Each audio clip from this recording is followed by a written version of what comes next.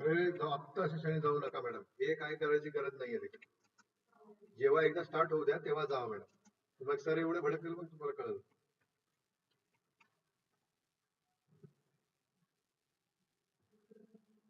सुधीर पण त्याच टाइमला पळून गेलाय. स्टार्ट होण्याच्या टाइमला ह्यांना कामं सुचतात, मला कळत नाही.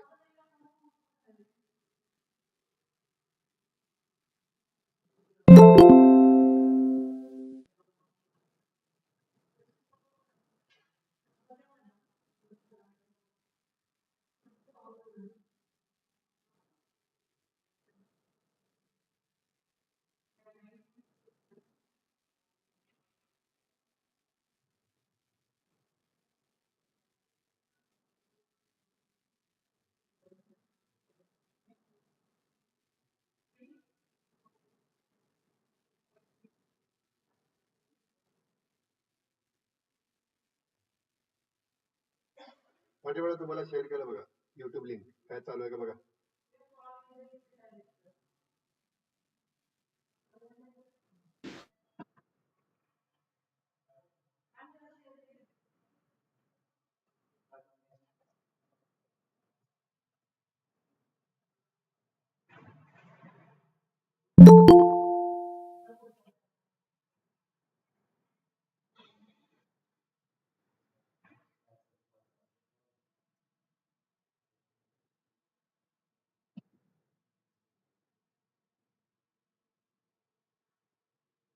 मीच वॉच करतो.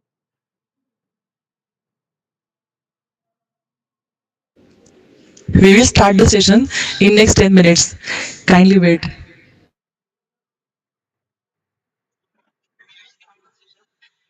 युट्यूब लाईव्ह आहे.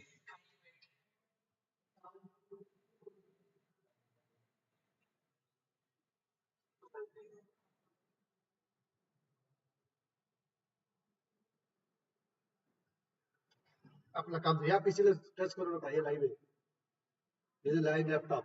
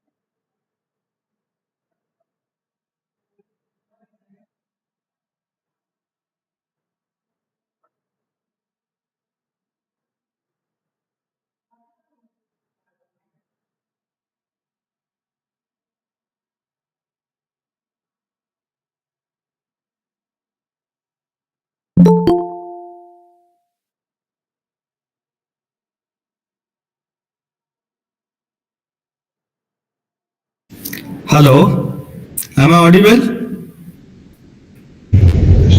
You are audible, Sagar. Yes, sir. Thank you.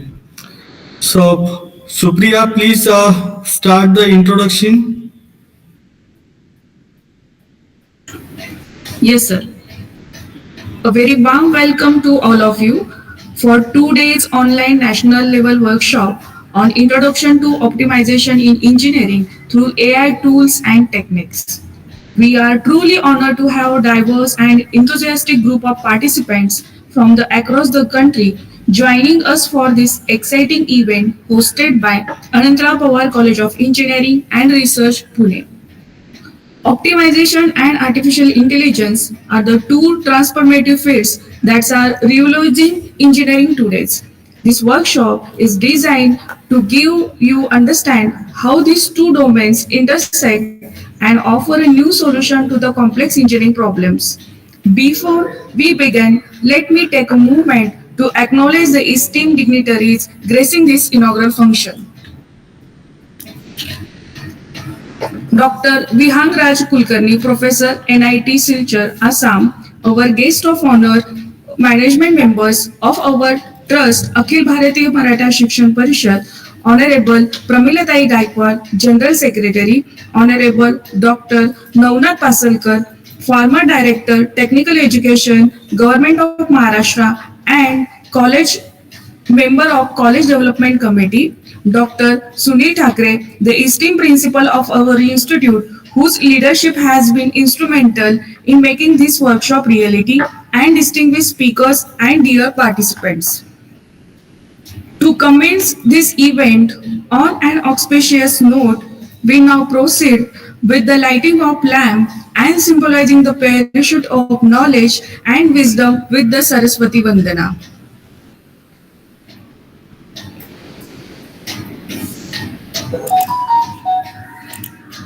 या कुन्देन्दु तुषारहारधवला या शुभ्रवस्त्रावृता या वीणावरदण्डमण्डितकरा या श्वेतपद्मासना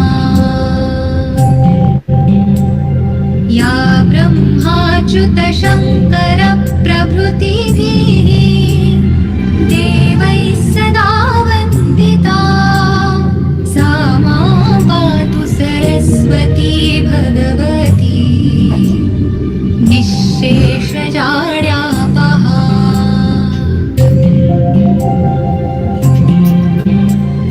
शुक्लां ब्रह्मविचारसारपरमा आद्यां जगद्व्यापिनीम् वीणा पुस्तकधारिणीम् अभयदा जाड्यान्धकारापहा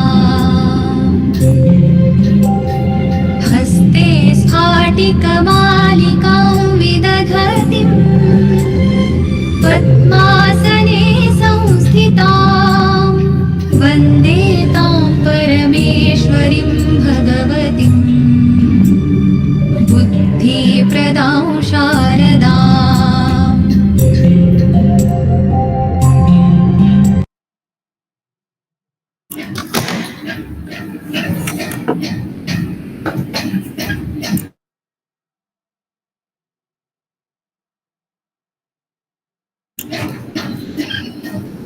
Before we begin, let me take a moment to introduce APCOER on institution commitment to forecasting innovation, learning, and research. At APCOER, we believe in the power of technology to shape the future of engineering, and today's workshop is a step towards the vision. Now, I would like to call Dr. Sagar Gavande, to research coordinator, for introductory speech. Over to you, sir. Thank you, madam. First of all, the respected dignitaries, our mentor and guide, Pramilatai Gaikwad, our principal sir, Dr. S.B. Thakre sir, and all the participants.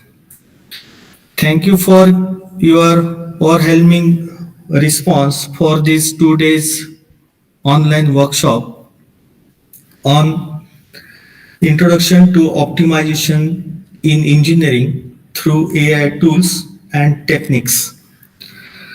Actually, this idea inculcated by our leader, Dr. Sunil Thakre sir, along with Innovation Club members, to introduce this optimization, because optimization nowadays is very important tool in every engineering and non-engineering sector. So this is the basic version of optimization. In coming days, APCOER and Department of Civil Engineering will have advanced version of this optimization techniques workshop. So this workshop will fulfill the requirement of advanced as well as basic optimization techniques and demonstrate it through the AI tools and techniques available in a freeware as well as in a paid versions. So this workshop is delivered by the three esteemed speakers or resource persons which have in-depth experience as well as industry linkages for the optimization, and they will deliver some case studies of the optimization through their practical knowledge and practical gaining. I request all the participants to take over all the necessary inputs from these workshop, so that in coming future you will fulfill the basic requirement for the advanced version of this workshop.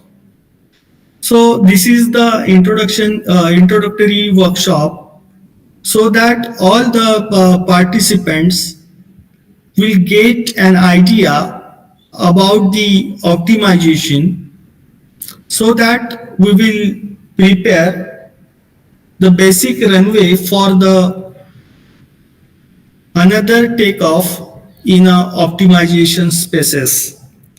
So this is all about the workshop. Now let me introduce to my department. Our department has recently got the NBA accreditation in the leadership of Dr. S.B. Thakre sir, Dr. Sorte sir, and Dr. Abhay Shelar sir. These three pillars of my department makes it proud to give the such innovative workshop for the new learners and experienced faculty and staff of other engineering colleges. So with this, I welcome all of you and try to enjoy, try to get the more insights from the resource persons, and collectively we will make one another workshop in coming days on the advanced optimization techniques, which may be in May 2025. So wish you all the best. See you on the screen, all of you. Thank you one and all. Over to you, madam. Thank you, sir. Now, it is my honor to request our chief guest, Professor Ganesh Kunjalkar, Head IQC, Anantara Power College of Engineering and Research, Parvati, Pune. Over to you, sir. Thank you, madam. I again welcome all participants for the 2 days national level workshop organized by Department of Civil Engineering, Introduction to Optimization in Engineering through AI tools and techniques. We at Anantrao Power College of Engineering and Research, our institute established in 2012 with 5 undergraduate programs. Then we added 2 postgraduate program in civil and mechanical engineering. And looking towards the growth of AI in the world, we have added new branches, that is artificial intelligence and data science, then VLSI design and advanced communication technology in PG. So now we have total 8 branches for UG courses, 3 branches for PG courses, and we have recognized PhD Research Center of Savitribai Phule Pune University for mechanical and civil engineering. I am glad to inform you that we received NAC A grade for the second cycle, and our civil engineering department and mechanical engineering department recently these 2 department is being accredited by NBA also. So this is our journey towards the excellence through our staff members, our students, and it is basically with our management. So Anantrao Pawar College of Engineering and Research is moving towards the success, and this success is a part of the efforts taken by our faculty members. So part of this, we are arranging the workshop for students and faculty members throughout the India. So one of the part is now our civil engineering department today started 2 days national level workshop, which is the introductory workshop, and the part of it, that is detailed workshop, as per Dr. Gawande have suggested that the next month, in the month of May, he will be organizing the workshop on optimization techniques also. So what is actually the optimization in engineering and why the optimization is required? It is optimization plays a very critical role in engineering for improvement in efficiency, reducing the cost, and enhancement in the performance. And this is required for all the researchers. The researchers may be at undergraduate level, postgraduate level, or in the PhD level also. So the optimizations are required. There are many optimization techniques available, but nowadays with AI, the advancement of AI optimization techniques have been more sophisticated, and it enables the engineers to solve the complex problem more efficiently. So the researcher can use these techniques and we can get more accuracy in optimization. So in this particular workshop, we will be discussing with what are the different techniques and tools used in engineering for the optimization, because the optimization, whenever we do the optimization, obviously the optimization is for the increase in the efficiency of the product. So the optimization may be the optimization in civil engineering, optimization may be in mechanical engineering.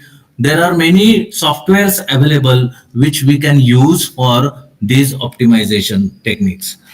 Then when we go in the world where the world is driven by AI now, so this AI driven optimization is actually the transforming engineering by providing faster, more accurate and efficient solutions. As AI continue to evolve, its integration with engineering disciplines will further drive innovation and automation, leading to improved sustainability and cost saving.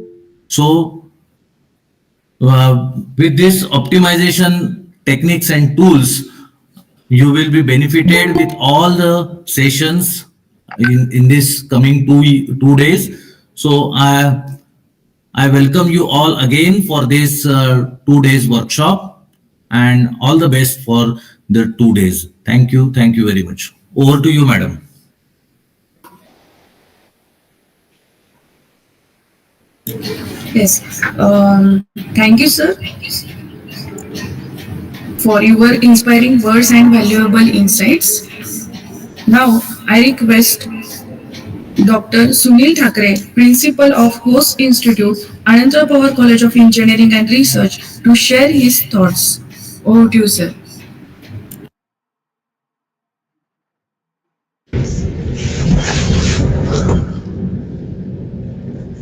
Good morning to one and all participating in this 2 days national workshop on introduction to optimization in engineering through artificial intelligence tools and techniques. At the outset, on behalf of my institute, I welcome you all. Dear friends, we all know that in today's era, artificial intelligence and data science techniques are very important in all the sectors.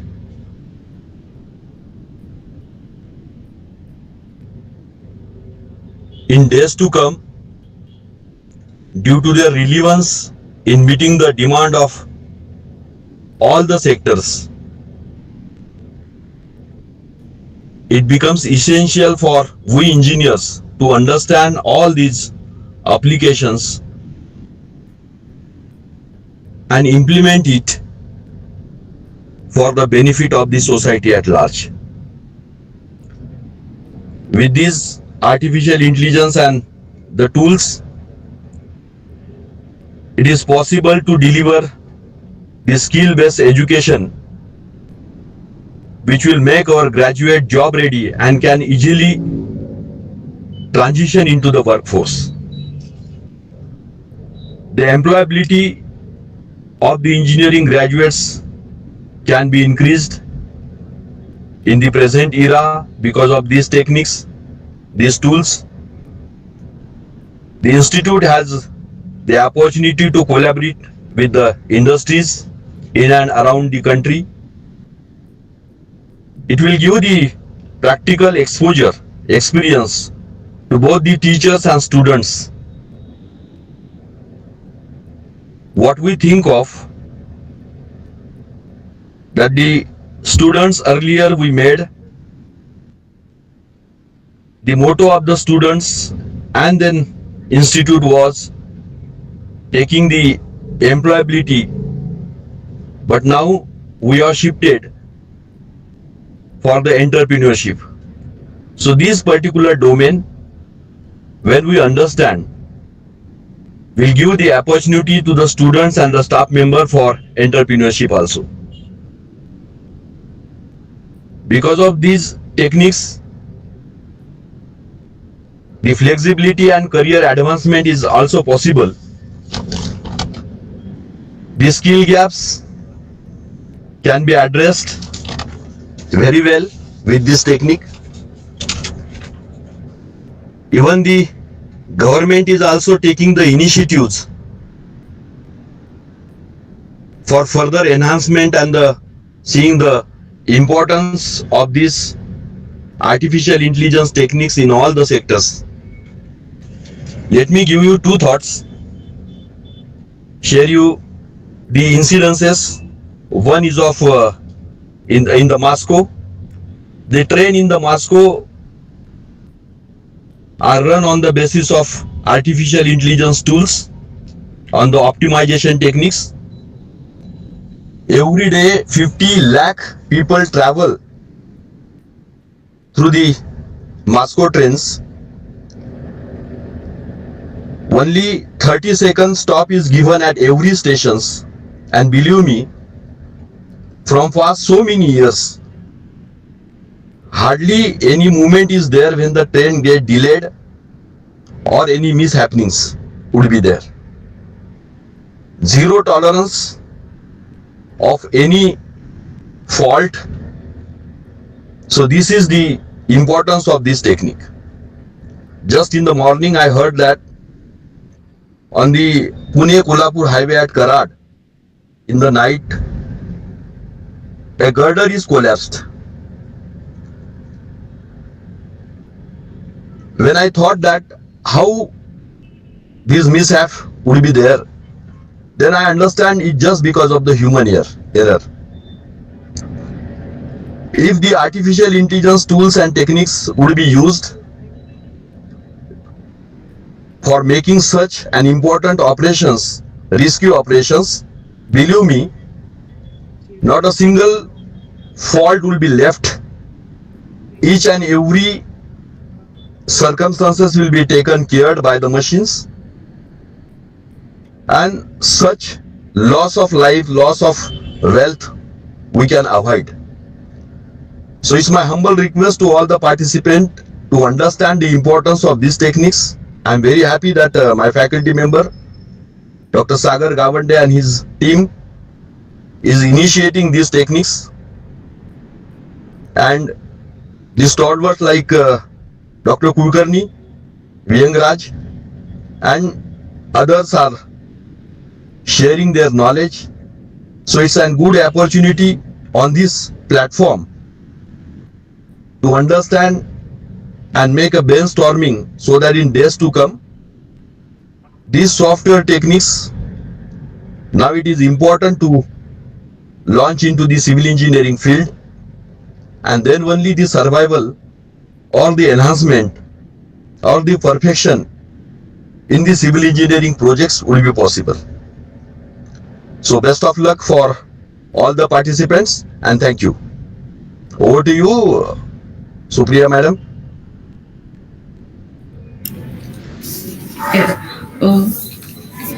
Thank you, sir, for your inspiring words and valuable insights.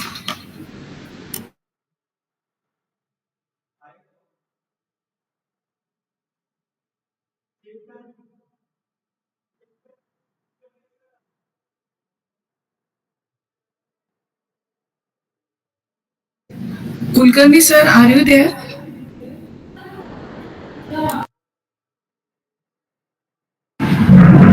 Hello, yes, sir. Hello. Hello.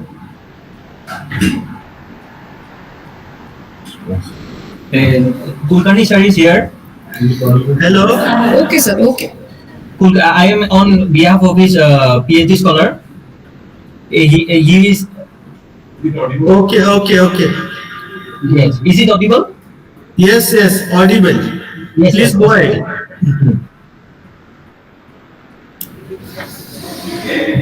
Now it is my honor to introduce our chief guest, Honorable Dr. Vihangraj Kulkarni, who doctorate from IIT Guwahati and currently working as assistant professor at NIT Silchar, Assam. I request to Dr. Vihangraj Kulkarni to share his views. Over to you, sir. Okay. So, first of all, I would like to apologize from my side as well as on behalf of my all scholars. Actually, I was of impression that it is going to start at 10. So I asked them to prepare according to the 10. I'm really apologize for keeping you waited for quite a long.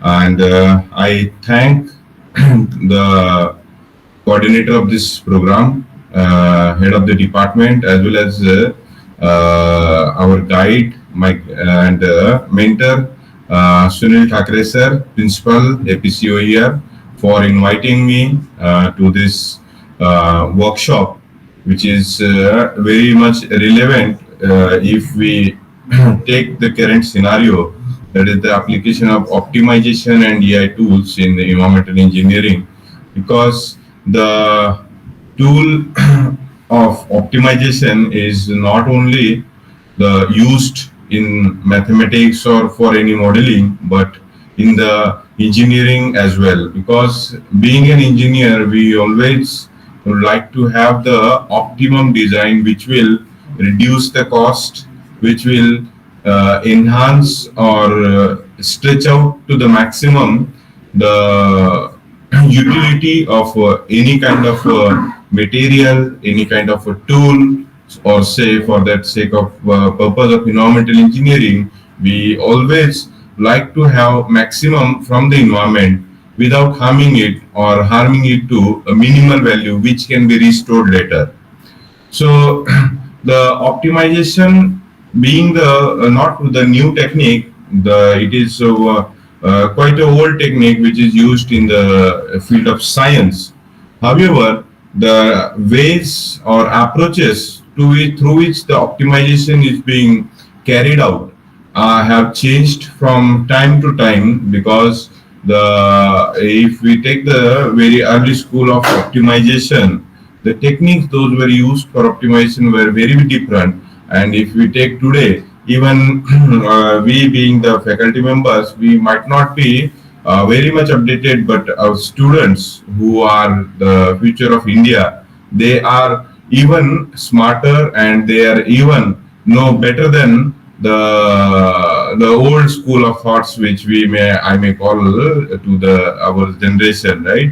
So these new techniques such as the artificial intelligence, machine learning, it may not be the very new concept, but the artificial intelligence has emerged as one of the most important and also the thrust area which is leading the science in a different way. Because if you see, nowadays people are using the artificial intelligence for all kinds of small work, say drafting an email, drafting a letter, anything is just you command and it is done, and it is done in a better way than you can think of. So this is how we the scenario is changing, and in this changing scenario of science, the workshop which is organized by the APCOER is very much relevant to the engineering, science people, and also any stream of education. So I congratulate the organizers for organizing such a relevant workshop for the students and faculty members of APCOER, and also they have allowed the others to participate in this, which is a very good initiative taken by the APCOER. Thank you very much. Thank you, sir, for your inspiring words and valuable insights. I express my sincerest thanks to all dignitaries and participants joins this inaugural function of online national workshop on introduction to optimization in engineering through AI tools and techniques. Thanks one and all. With the kind permission of all dignitaries, I declare the online national workshop on introduction to optimization in engineering through AI tools and techniques officially open. Thank you. The inaugural function is over. All the participants will join their session as decided. Thank you.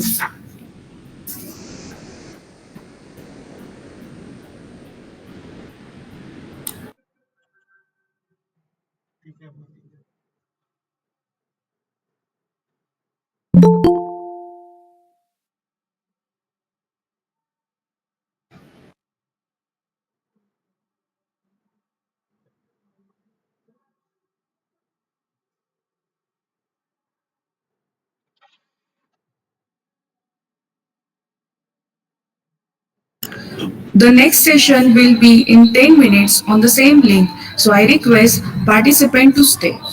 Thank you.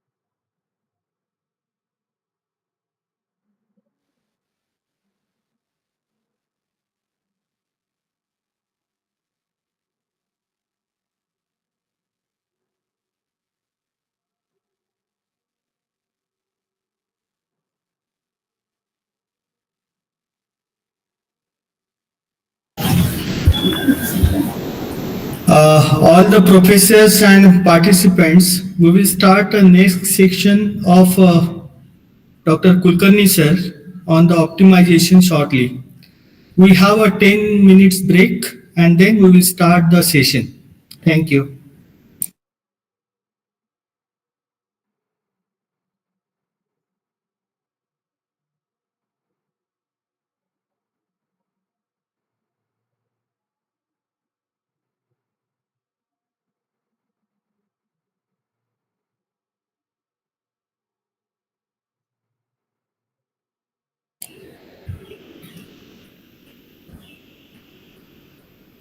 Kulkarni sir, once you are ready for the delivering for the session, please update us. Okay. He'll be ready within a minute. Yeah, sure.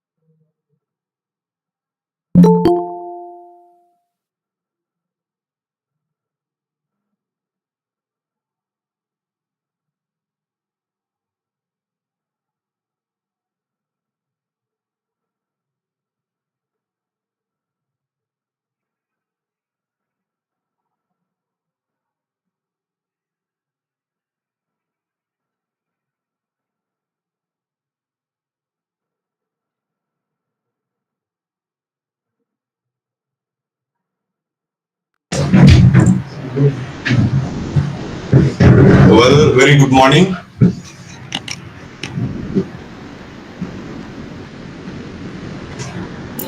Good morning, sir.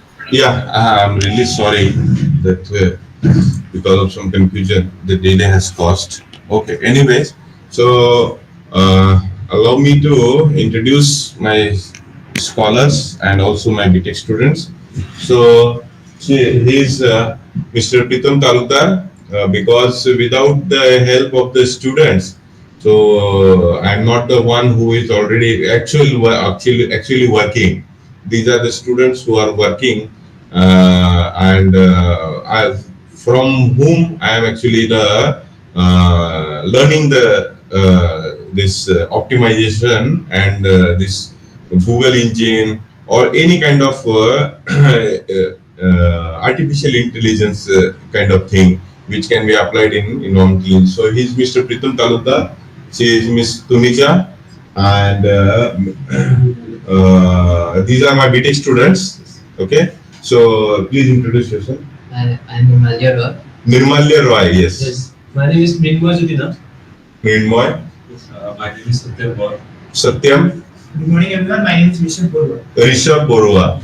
So these are my scholars who are actually working on this in this domain. So when the from the APCR, when they approached me, so I took it as an opportunity to also to deliver a speech as well as to learn about it more. So without a further delay, please allow me to share my screen and start the presentation.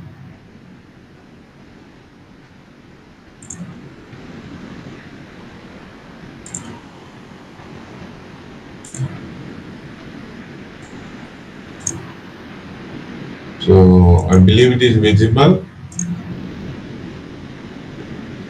Yes, sir. Yes, sir. Yes. Oh. Sorry.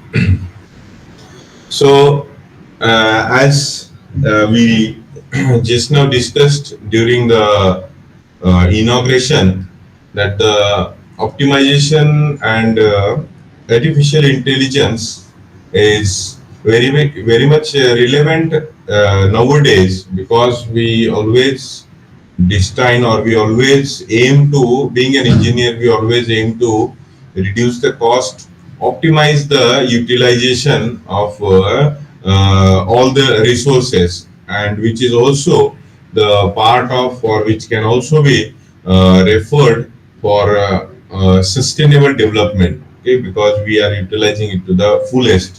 So in today's talk, we will be talking more about, or specifically because the workshop stands for application of these things in engineering, but being from environmental engineering background, I would like to focus on a few areas where these AI tools or the optimization techniques are being utilized, and how important they are, and how they are useful in environmental engineering. So the presentation will follow this sequence. The brief introduction I will talk about. Thereafter, one of my scholar, that is Tunija, she will talk about this spatial distribution. Just a minute.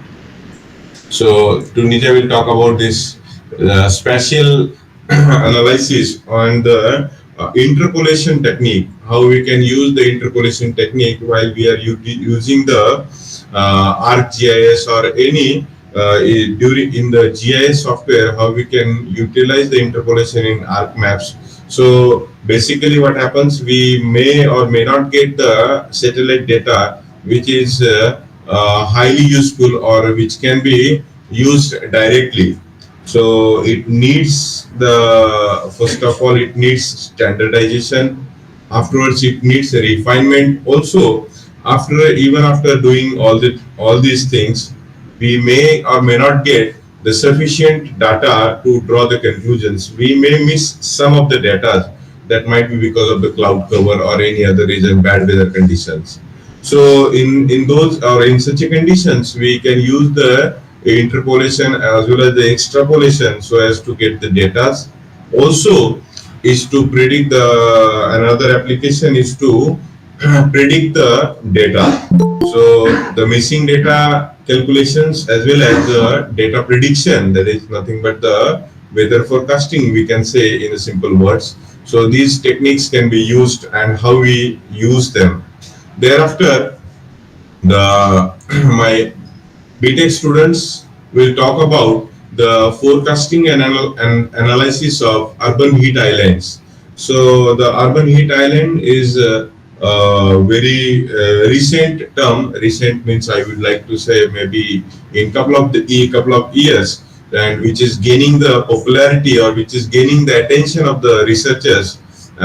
This urban heat island is a phenomenon, as they will explain it in depth, but I would like to give some brief about the urban heat islands. So urban heat islands is the phenomenon wherein the heat is being trapped, or we may feel the warmer climatic conditions in a zone of, say, if we take the set and subset, then the subset will represent the urban heat islands, like in the sea, the kind of island. So the sea of the normal conditions or the normal atmospheric conditions, we may experience the heat islands, which are nothing but the cities which are been getting warmer and warmer every passing day. So how we analyze these urban heat islands, and after analysis, so we basically utilize the data from the satellites. We can use the different types of software, such as we can use the ArcGIS, we can use the QGIS, we can use the, nowadays the Google Earth engine is coming up with a very advanced version, or we may have to work a little less when compared to the earlier tools in Google Earth engine, because many things are built up in the Google Earth engine. So they will talk about the analysis of urban heat islands. Also, they will talk about forecasting of the urban heat islands, like based on the data we have received or we have. So they will train the model. So they have themselves developed one model. So they will train, the model is being trained with the data that is available, and based on that, that model will predict the future scenario of a city, what is going to be the temperature in particular zone. Because if we take the city, for example, for that sake, as you are in the Pune, so if we talk about the Pune, we comparatively Pune is a little greener if we compare the other metro cities. But yes, even then, as we know, the Pune climatic condition was such that the temperature never went above 35 degrees last, if we talk about 10 or 15 years back. So never it was more than 35 degrees Celsius and not less than 22 degrees Celsius. So that was the most pleasant weather. But nowadays we are experiencing temperatures up to 36, so up to 38, 39, sometimes 40 also. And in the urbanized region, highly urbanized region like say PCMC, and in those regions, we are experiencing even more temperature, even higher temperatures reaching to the 40 degrees Celsius. So in a particular city also, we have different categorization of heat, or the temperature zones we can categorize. So this is part of the, this is taken as part of the analysis of this. And after getting the data from the different zones of the city, we can see the, based on the model, we can forecast in which region in next couple of years or 5 years down the line, 10 years down the line, what will be the temperature if we continue to follow the same trend of say deforestation and minimizing the afforestation. So thereafter, my research scholar, that is Pritham, so he will talk about the monitoring and mapping of water quality using Google Earth engine. So basically in this topic, what we have done is we have selected one of the river which is in Silchar. So that is named, it is named as a Barak. Its name is Barak River. So this Barak River is one of the important rivers of Assam. So there are, basically in Assam there are two different plains. That is, one is the Brahmaputra plain and the other one is the Barak plain, or Barak Valley and Brahmaputra Valley. So Barak being one of the important river, so we have taken up the challenge to quantify, first of all, qualitatively analyze the water quality in the Barak River, also to quantify the water quality in the Barak River. So when I am talking about the water quality, the work has been quite a good number of works have been carried out or taken up on the physico-chemical characteristics of the water in Barak River. However, the work which was lacking in this region for the Barak River specifically was the bacteriological characteristics. Because if we see the all BIS 10500 code as so which stands for the drinking water quality standards. So in this code, if you see, there are numerous parameters, of which one of the parameter is bacteriological quality.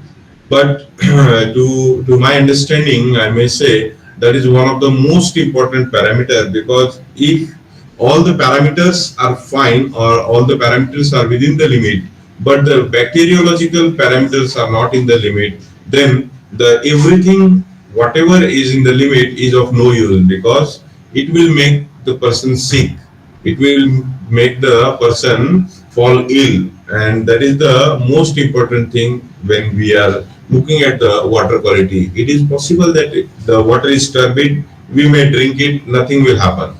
But if we drink the bacteriologically bad water quality water, then definitely it will make us sick. So that was the most important parameter that we have taken, that is the bacteriological parameters. And in this we have selected first of all the stations in the stretch of the river, and from the different points we have collected the water samples. Timely water samples we have collected. Also we have collected over the year so as to see the seasonal variation in the water quality of the river. So after collecting the samples, we have analyzed in laboratory, and after getting the data, we have developed one model which is being trained with the help of the data that we have acquired. Also the the past data we had, and based on that we have predicted the water quality in particular zones, what would be the water quality in the particular zones down the line 5 years or 10 years. So that we have done earlier with the ArcGIS, but after getting the Google Earth engine, he has started working on the Google Earth engine, and today we will be presenting the results of Google Earth engine. Okay. So these are the things that we already talked about, that is how or which are the areas where the areas in the environmental engineering specifically, where the AI and AI and the optimization techniques can be employed. So some of them or the key points could be for the sustainable development, that is the reduction in the carbon footprints, and the prime or very big challenge of the climatic change, right? So I will now hand over to my scholars. So they will be presenting, they will be actually rather than me, they will be the appropriate ones who will be in detail can explain it to the greater audience. Okay. So Tunisia, you may continue. Please.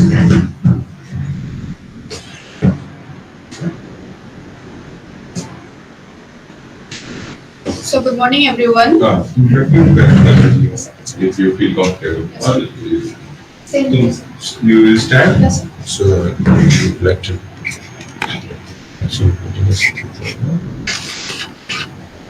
Is it just a minute?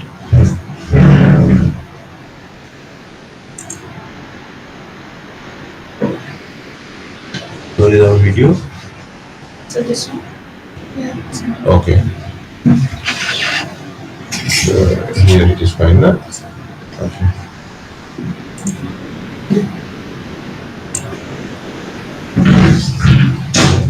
So, good morning, everyone. Once again. So, as Sir already has introduced what spatial analysis tool in ArcWeb, so I'm discussing about it. So, there are various methods to spatially distribute the water quality parameters or any other parameters that can be spatially distributed. So, there are two distinguished methods, that is deterministic and geostatistical method, that is available in the ArcGIS. Deterministic methods are IDW, natural neighbor, trend, spline and spline with barriers. The other is geostatistical method, kriging, and topo2 raster and topo2 raster file is another method. So both kriging and IDW works on this formula. So we can see only lambda I is the variation in both. So IDW, like both IDW and kriging works on basic concept, basic principle that nearby points are give more influence to the point which needs to be predicted. That's what it is. But IDW is comparatively fast and but we can get more advanced, more accurate data while using kriging. So how IDW works, as we can see here is a point, yellow, which is seen in yellow. The point, we need to determine what is the parameter we are aiming to detect, but it's not available there. So between surrounding is already available, the red points. So from that the parameter and the yellow point is being predicted. So similarly, how kriging works. So that's what I have already discussed. IDW is more simple and easy to implement, and it's more faster. But kriging gives more accurate value. So how we do it in ArcMap? So what we need to prepare is a CSV file or any input data, which we have to give the spatial information of that locations, like latitude, longitude. Then we have to give the parameters of the available stations, whatever stations which is already been measured. So that data from the available stations is already there. So we input it. Then we have to display the XY data. As we can see, here is an interface of ArcMap. Display XY data where X will be longitude and Y will be latitude. So Z will be the desired parameter which we need to predict or whatever we can choose. We have various here. Suppose here TH, PH, TDS, everything. Which one you want to predict?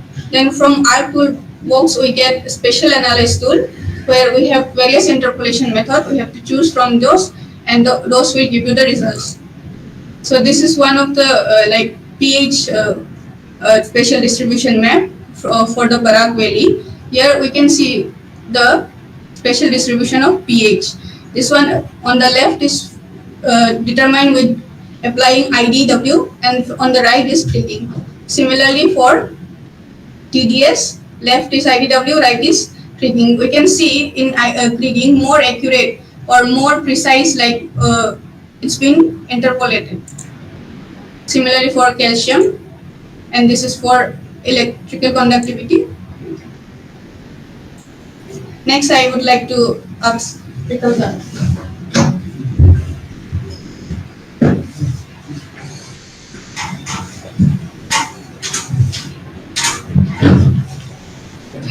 From the first objective, you can say we have got a publication that is the using the IDW interpolation technique and the development of an water quality index on our NIT Silchar campus. With this framework, we also forms a basis for optimizing the water quality by using various techniques, and also by forecasting using machine learning.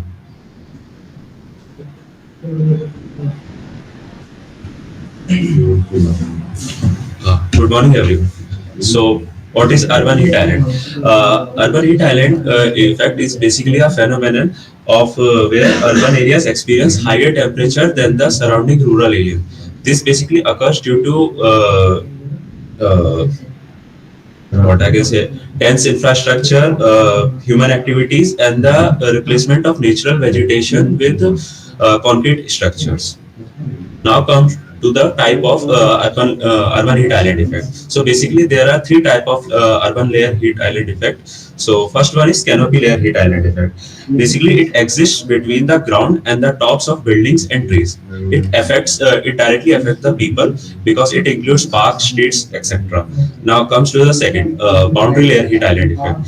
It exists from the top of trees, buildings to the extending part of the lower atmosphere.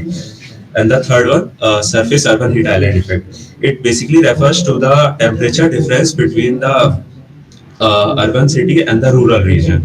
It measures by satellite imagery, thermal sensors, etc. Our project based on this surface urban heat island effect. Now comes to the factors affecting UHI. So there are several factors which affect UHI.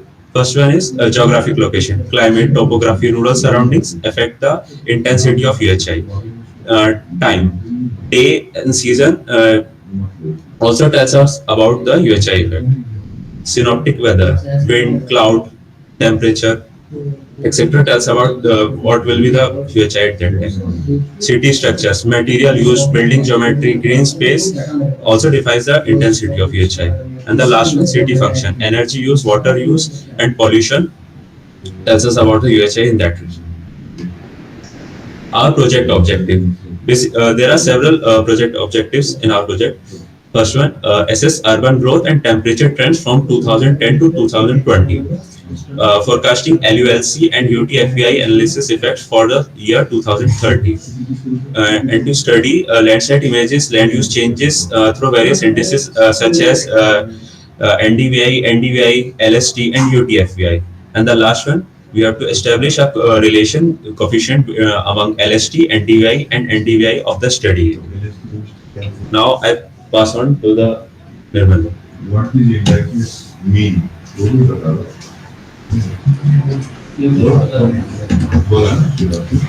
So for our study, we collected the images of Landsat 8 and Landsat 5 and Landsat 8 from Landsat 5 and Landsat 8 satellites for our study area, that is Kamrup Metropolitan District, and analyzed these images in Google Earth Engine to produce those indices maps.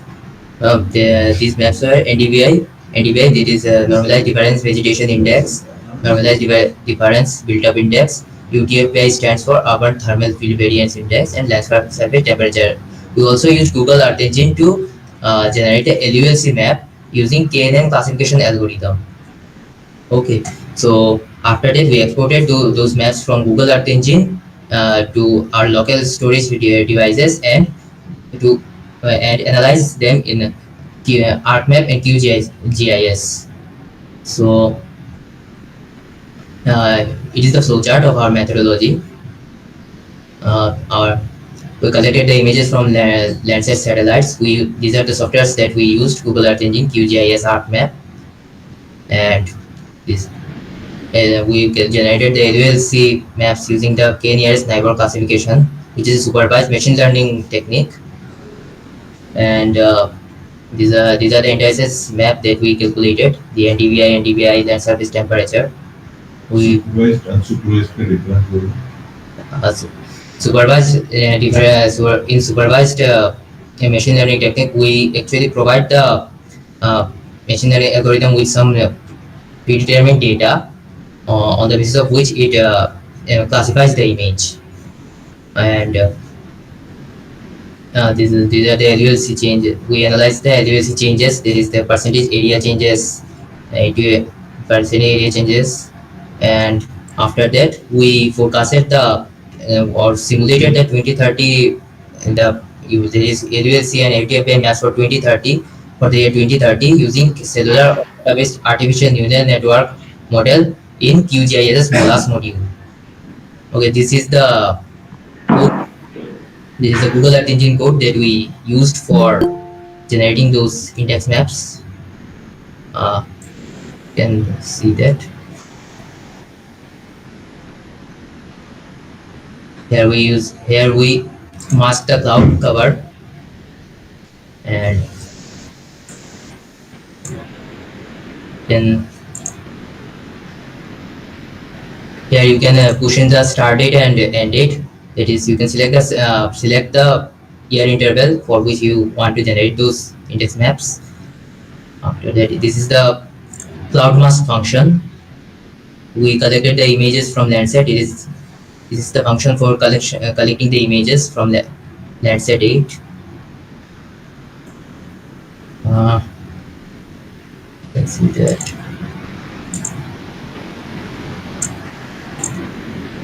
Here you can see in the output window that the maps are being generated. You can change the colors as per your choice in after exporting it to a local drive and using ArcMap or QGIS. You can see that is the maps are being generated in the output window.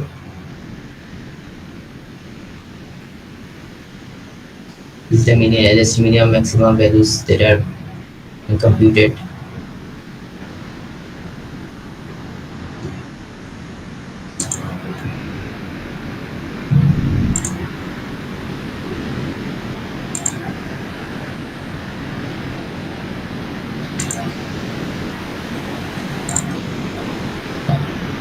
Yes.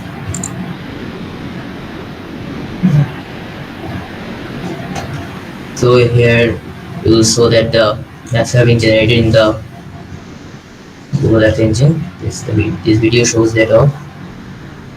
We collected a digital elevation maps using from NASA's SRTM satellite. These are the softwares used, and this is our study area. Our study area is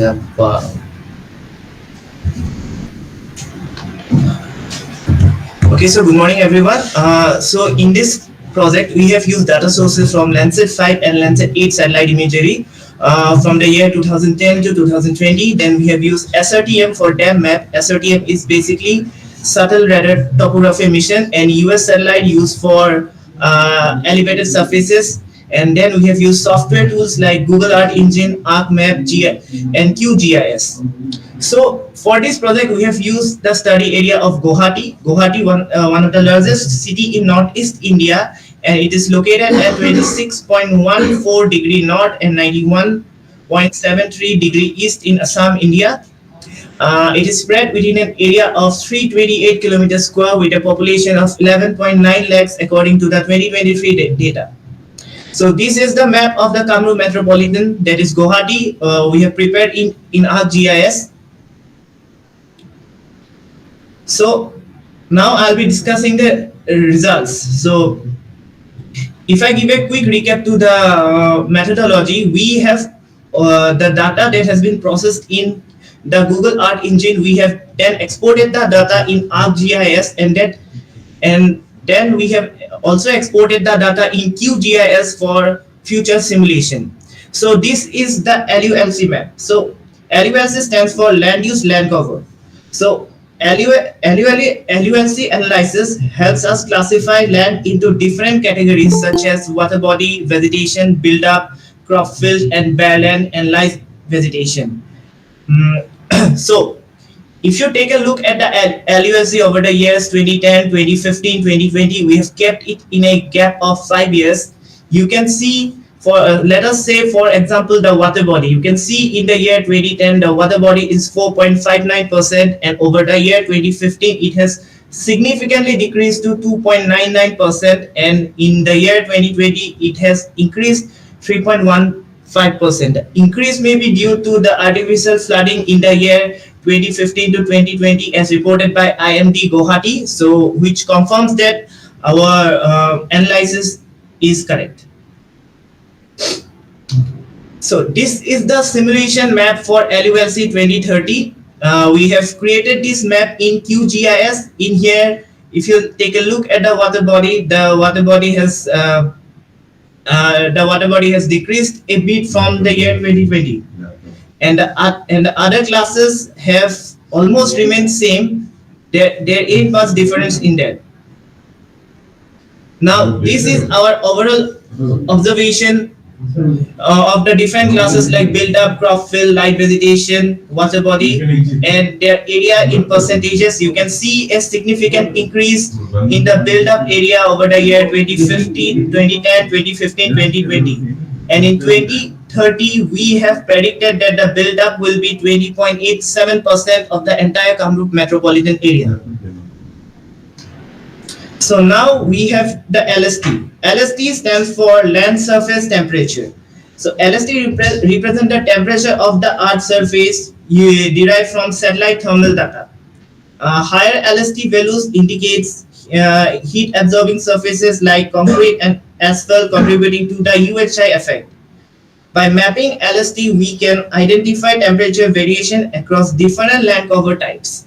So you can take a look at these maps over the years 2010 to 2020. The red portion has increased significantly, which means that there is a rapid growth of urbanization in the city. That is the increase in concrete structures. So now next slide is the analysis of UTFVI.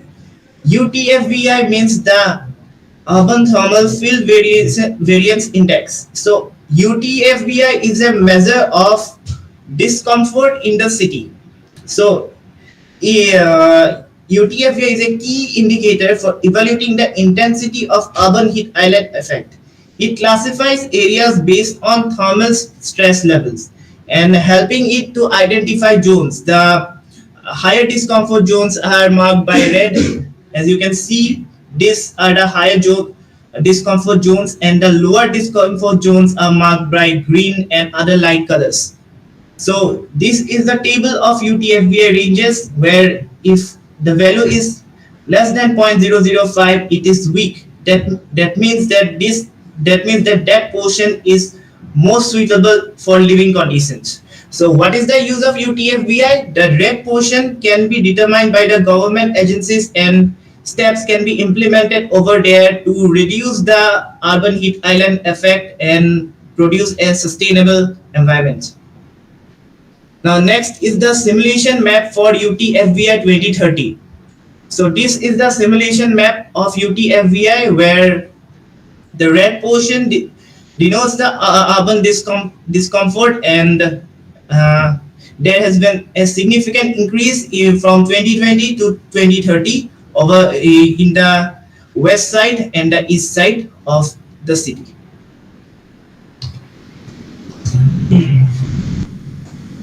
Good morning, everyone. Now I am going to discuss the relationship among LST and NDVI, which is normalized vegetation index, NDBI, which is normalized built-up index. As Rishab discussed, that we analyzed UTFVI map, LST map, NDVI map, NDBI map, and also LULC map. Around 100 points are randomly selected from the map of LST, NDBI, which is normalized vegetation index, which normalized build-up index for the year of 2010, 2015, 2020 to assess correlation coefficient analysis. Based on these points, we deduce a mathematical expression which gives us a positive relationship of LST with NDBI, that is normalized built-up index, and a negative relationship of LST with normalized vegetation index. Now we can see for the year of 2010, here the blue line indicates normalized built-up index, which is positively related with LST in degrees Celsius, and the black line indicates the normalized built-up normalized vegetation index, which is negatively related with LST in degrees Celsius. And for the year of 2010, we we have a mathematical expression where R square value is 0.54 and the correlation coefficient value we can find from that value. For the same year of 2015 and 2020, we can see the same result in positively related with NDBI and negatively related with NDBI. From the graph, we observe that two cases, if correlation coefficient is near to 0. For the first cases is if LST and NDBI value have R value, which is correlation coefficient value is around near to 0. It means that the built-up area does not significantly affected on temperature. And if LST value, land surface temperature value, and NDVI vegetation index have correlation coefficient value near to 0, it signifies that the vegetation cover have little influence on temperature. Now, for the second case, if correlation coefficient is near to 1 or minus 1, if LST and NDVI have correlation coefficient is near to 1, it suggests that the built-up area strongly contribute to temperature. On the other case, if NDVI and LST value, LST have coefficient value near to -1, it suggests that the area with dense vegetation have low temperature. Our analysis reveals that the forecasting using CANN method, which is cellular automata based artificial neural method, predicts further urban expansion and vegetation loss by 2030. UTFVI projection indicates an increase in discomfort zone, especially in urban cores. The overall sense in the LULC for the vegetation for the year of 2020 to 2030 is estimated to be 3.04%, which is quite less compared to the previous decade. And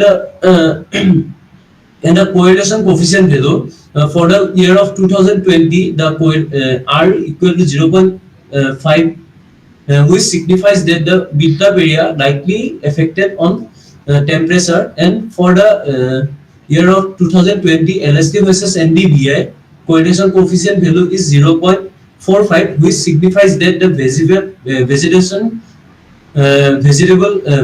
index has also little affected on temperature. What we can do that mitigation strategies includes expansion green spaces, protect wetland using heat resistant material, and adopting sustainable urban planning. That conclusion. Now our study analyzes the mixture effect in Guwahati using LST and UTFVI and NDVI to assess temperature variation and their relationship with land cover changes. So finally, we conclude that rising land surface temperature built-up area index shows significantly higher temperature, while vegetation and water bodies help reduce heat. UTFVI analysis. High heat stress zone are concentrated in dense urban area, while greener and water region exhibit lower thermal stresses. And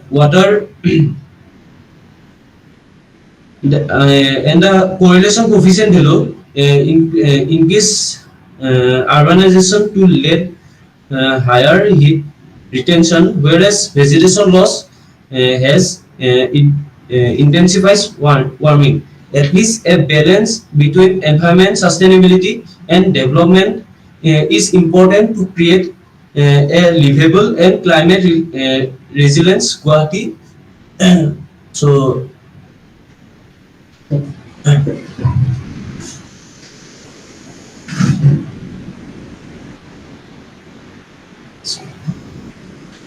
Good morning, everyone. Myself, Pritam Talukdar. So I will be discussing regarding the monitoring and mapping of water quality by using Google Earth Engine. Previously, one objective, our student showed that they do use interpolation methods such as IDW or kriging to map the water quality on such locations where their sampling has not been done, where on some locations on such as on lakes or any other water bodies where it is difficult to collect samples, or where it is very expensive to collect samples on some points of the river. On that situations, generally tools such as IDW or kriging helps to plot the variation of water quality. Now, with the advancement of AI, artificial neural network has been introduced in hydrology.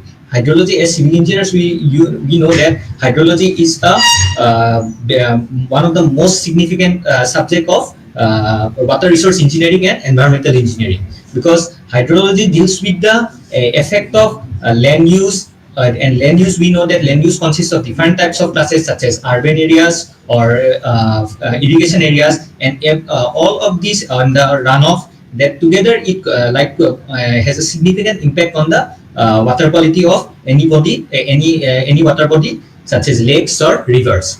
So hydrology is artificial neural network has been introduced to the subject of hydrology for the forecasting of water quality, flood level, then climate change. So basically, articly is introduced by McCulloch and Pitts in 1943. ANN is like mimicking the natural human brain by the collection of artificial neurons. In this study, the ANN has been applied for converting the spectral images into alkalinity, turbidity distribution maps. Now, spectral images is like we have the Landsat satellite, then the Landsat mission, then the Sentinel mission. They do collect these satellites. They collect photos of the globe, around the globe, at a certain interval, such as Landsat will give us the satellite images at the interval of like 15 days. Copernicus, that is the Sentinel, will give us satellite images at the interval of 5 days.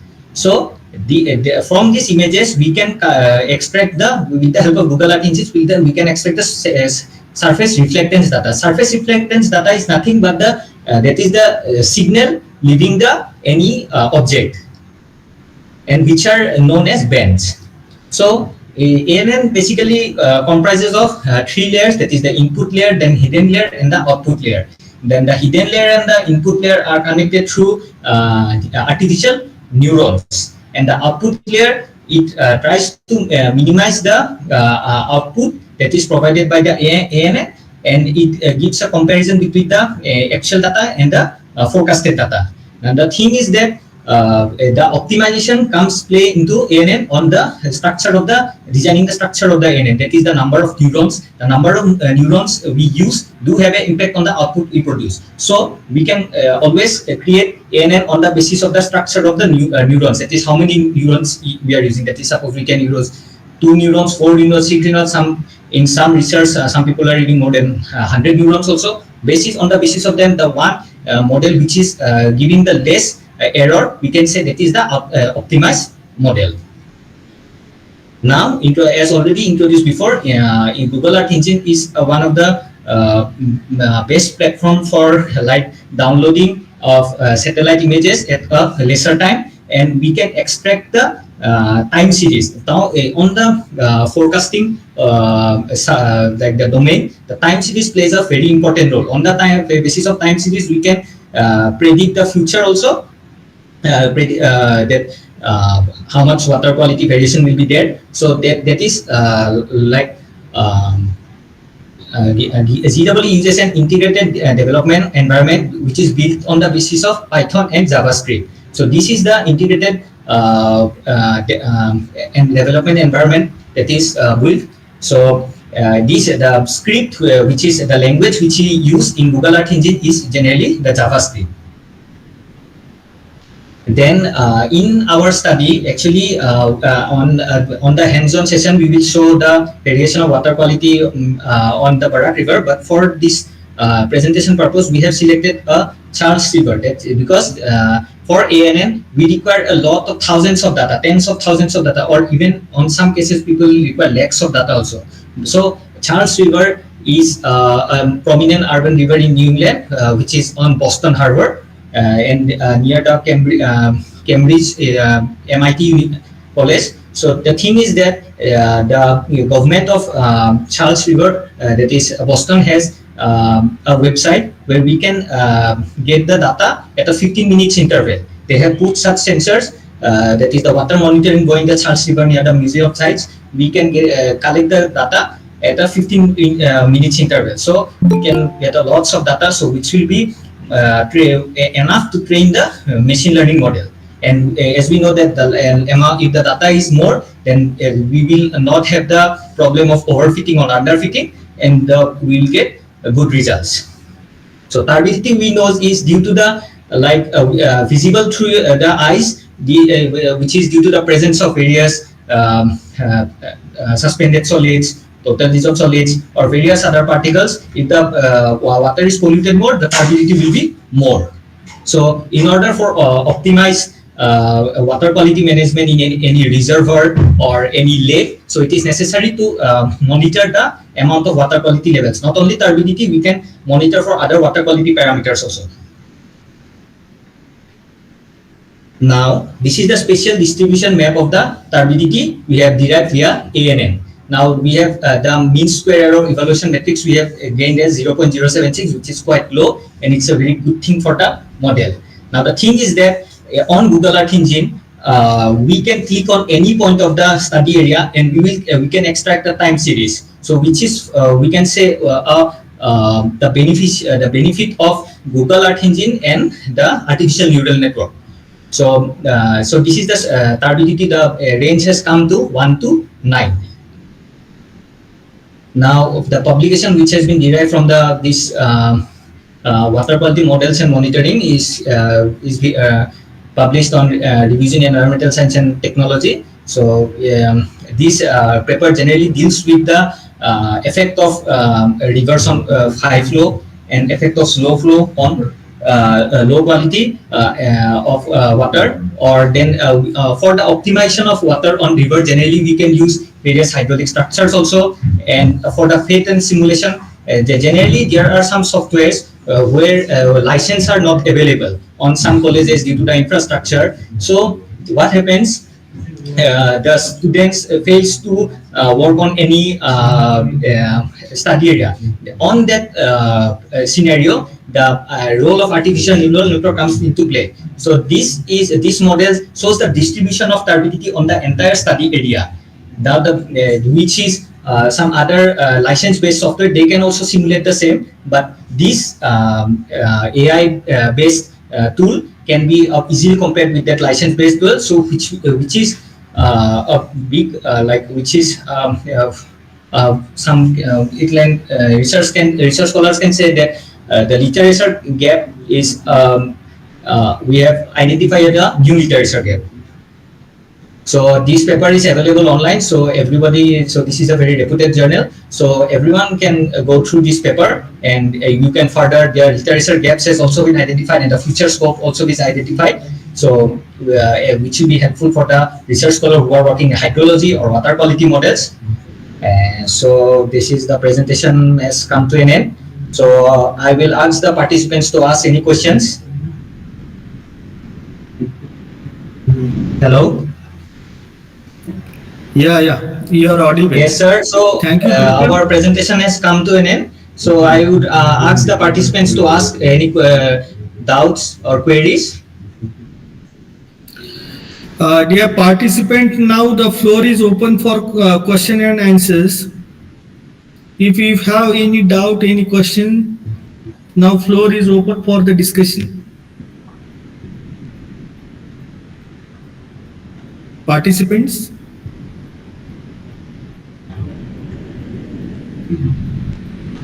Okay.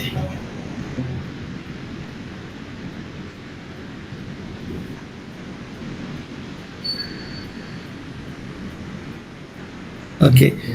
Now, thank you for a nice presentation and insightful session on the application of Google tools as a AI outcome. Yeah, thank you, sir. Thank you very much. It is really a effortful journey for all of you to make this analysis by using AI tools, because even though it is very difficult to analyze the water quality and their parameter through the real-time monitoring, So all your efforts, along with under the mentorship of Kulkarni sir, I hope participants can utilize this kind of resources for their upcoming research and as a research tool, one of the research tool. Definitely, the paper presented and published by you all will be helpful for the upgradation of the resource research journey of the participants. Participants, do you have any question?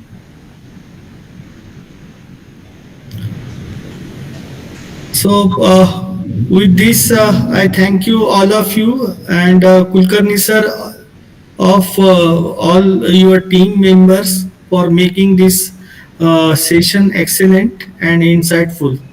Thank you, sir. Thank you, sir. Thank you very much.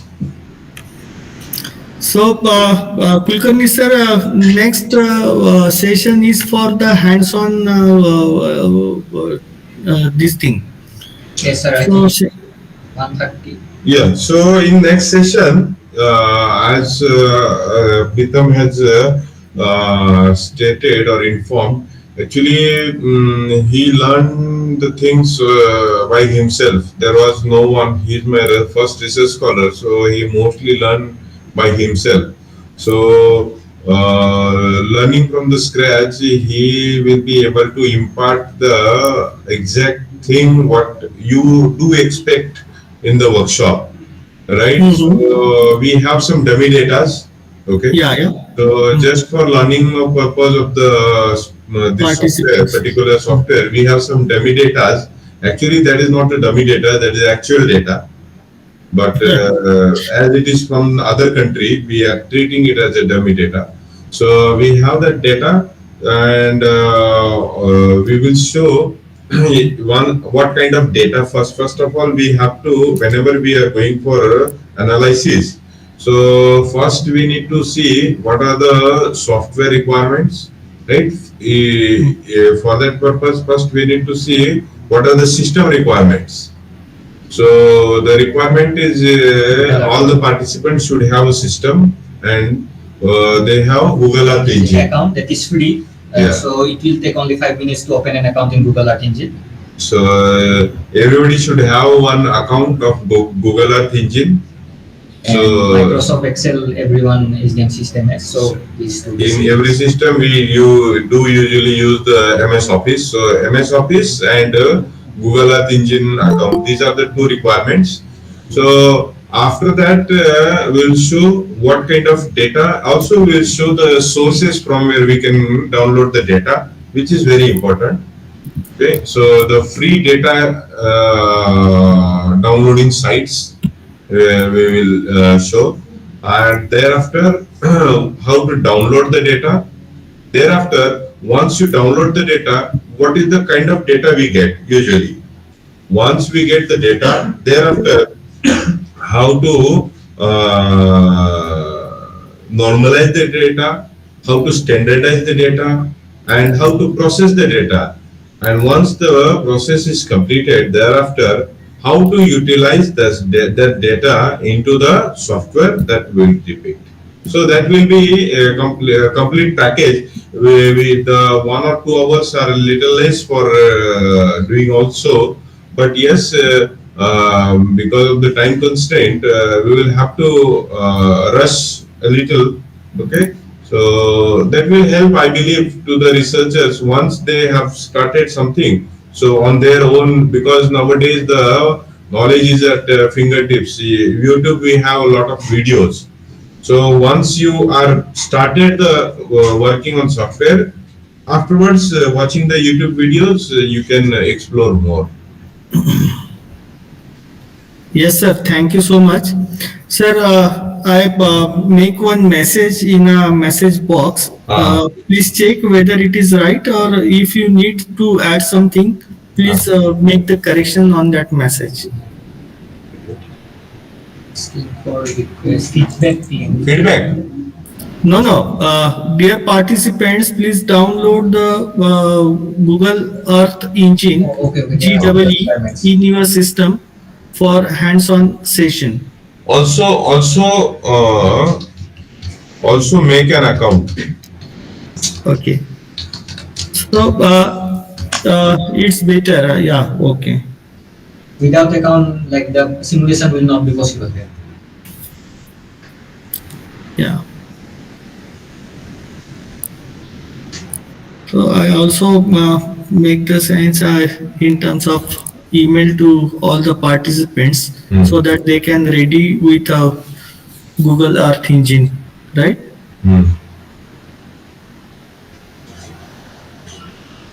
So with this, can I conclude the session for this? Yes. Yeah, yeah. So once again, thank you, Kulkarni sir, and all your teammates for delivering such a insightful session. See you in a noon session for the hands-on experience and some exercises for the participants. Thank you, sir. Thank you. Thank you.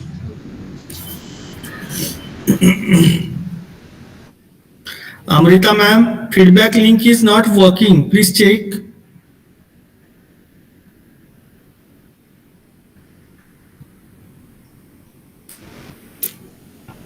Amrita ma'am.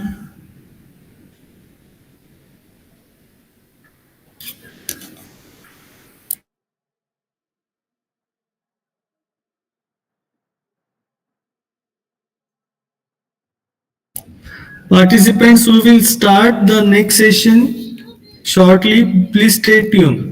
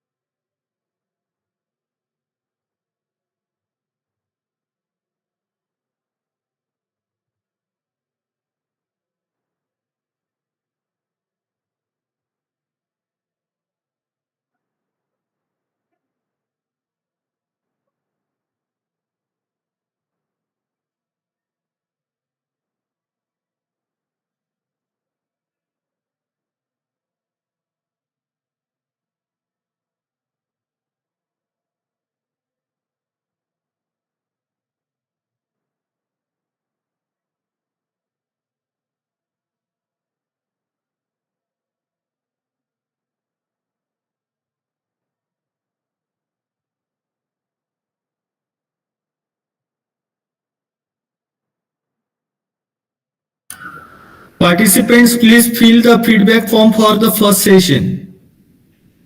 After filling the feedback form, we will start the next session.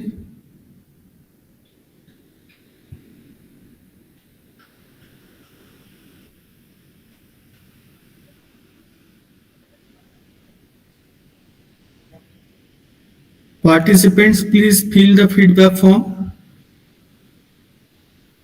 for session 1. Shortly we will start the session 2.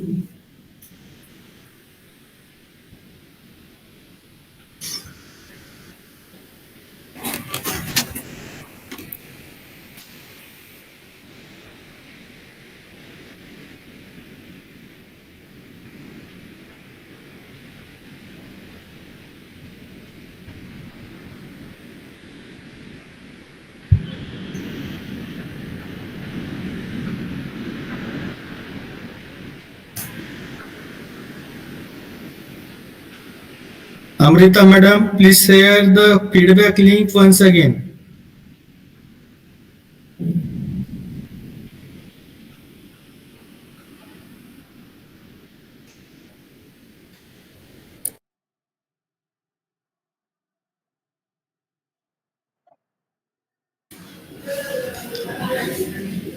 Patil madam.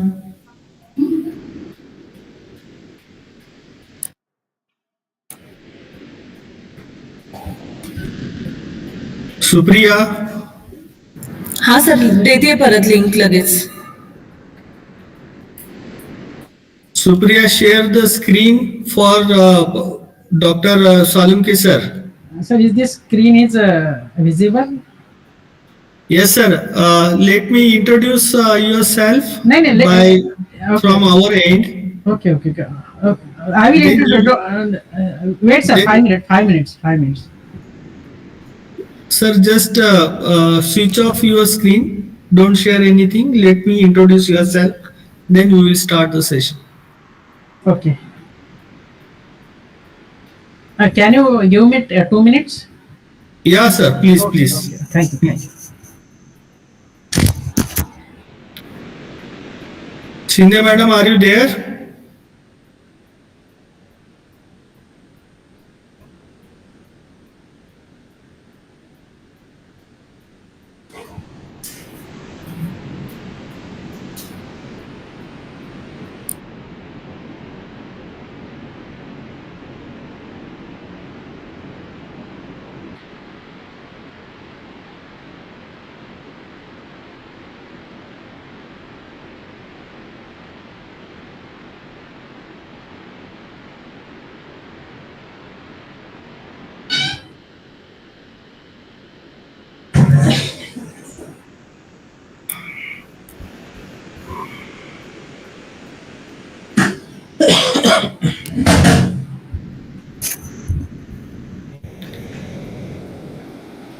Yes, I am. Savalkar sir, that raw data will be shared by the resource persons during the before starting their hands-on session. They will share it.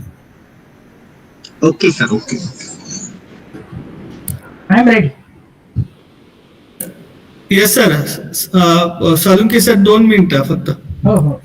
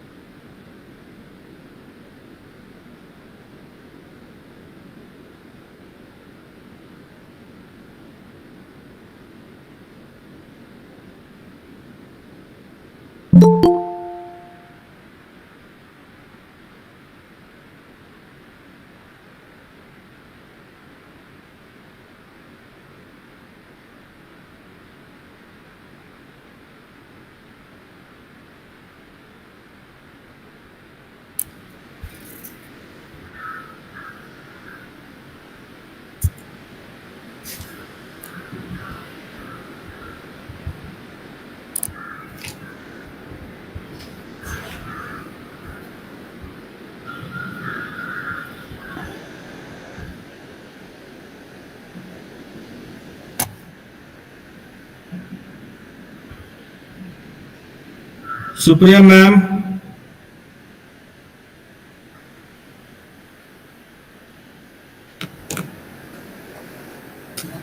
Are you there?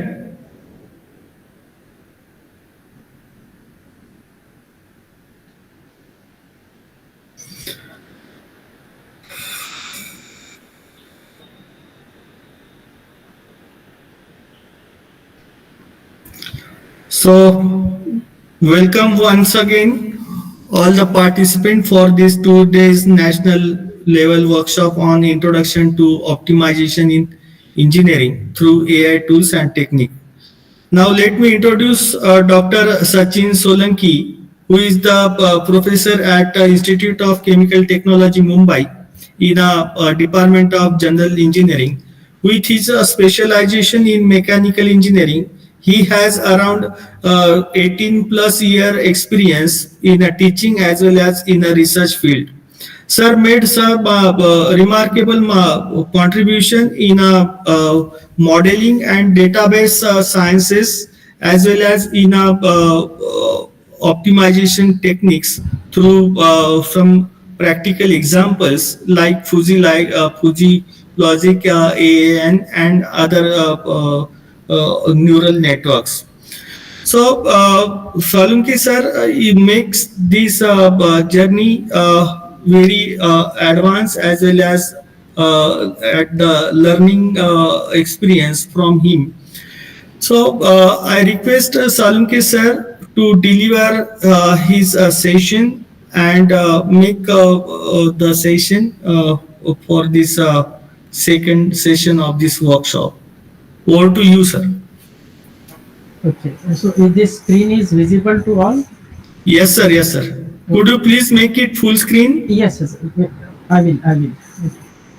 Okay, first of all, I congratulate to the Dr. Gawande and his team for this 2 days national workshop. And if you're talking about this session will cover by myself and my colleague, Dr. Pankaj Jadhav. He is working on artificial neural network and also he is going to discuss the recent publication in artificial neural network area. So if you're talking about these sessions, we are going to cover the application of the soft computing in engineering optimization.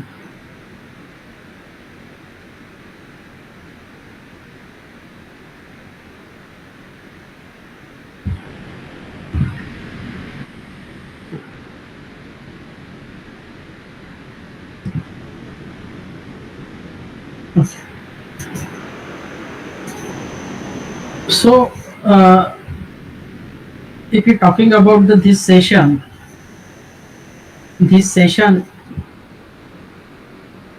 contains what is the meaning of the soft computing, what are the different technique in the soft computing, what are the difference between the soft computing and hard computing.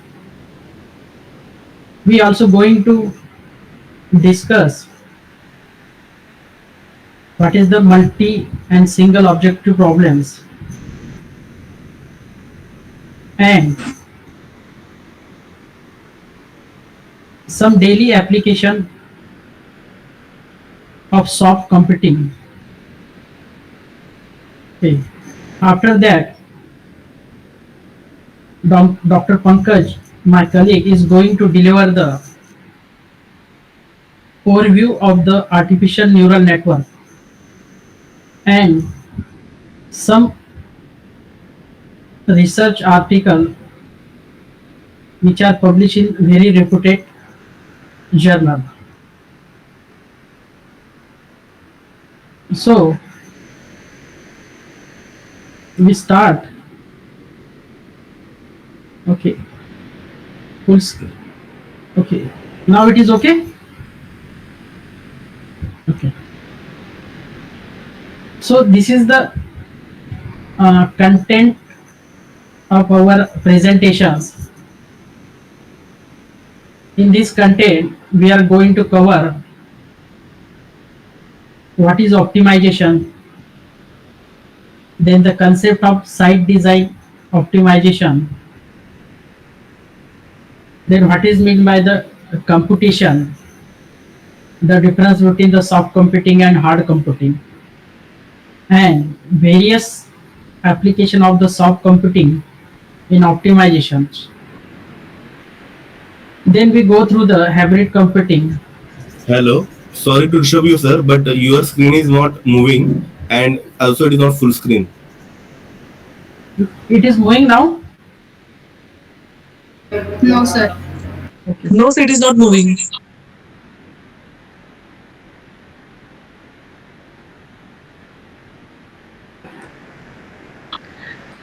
Now it is moving, sir.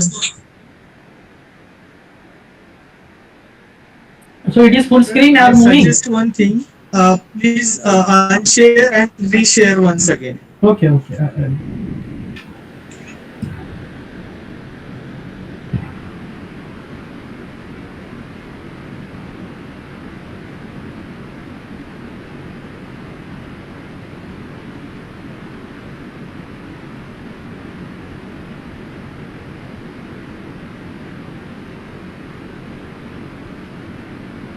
Okay.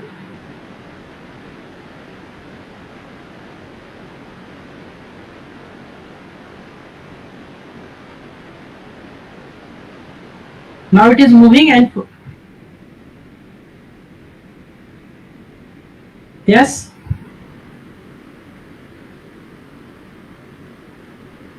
Move होते हैं कधी. Move होते का? It is moving. तर खाली वरती करून बघा एकदा Mouse. It is move. Slide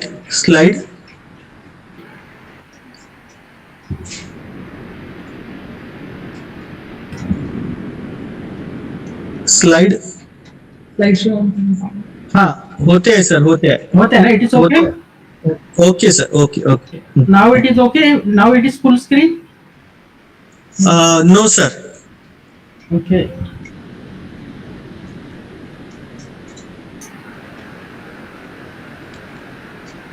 Screen is moving, but I think it is not full screen yet. So it is okay because it is full screen from my side. Yes sir, please go ahead. Okay.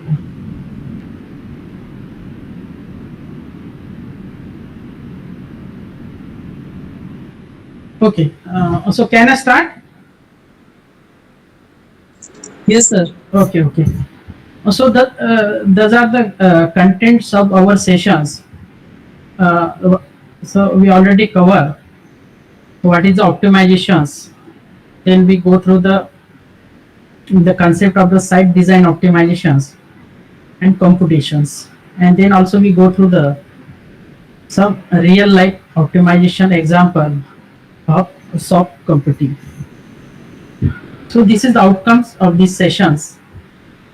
To understand, apply the optimization principle for efficient solving, differentiates hard and soft computing technique for appropriate use cases. Use soft computing like a fuzzy logic neural network to handle the uncertainty problem. So coming to this slide, we start with the basic concept, that is what is optimizations. So optimizations is like finding the best way to do something. Like imagine you have a problem and there are many ways to solve it.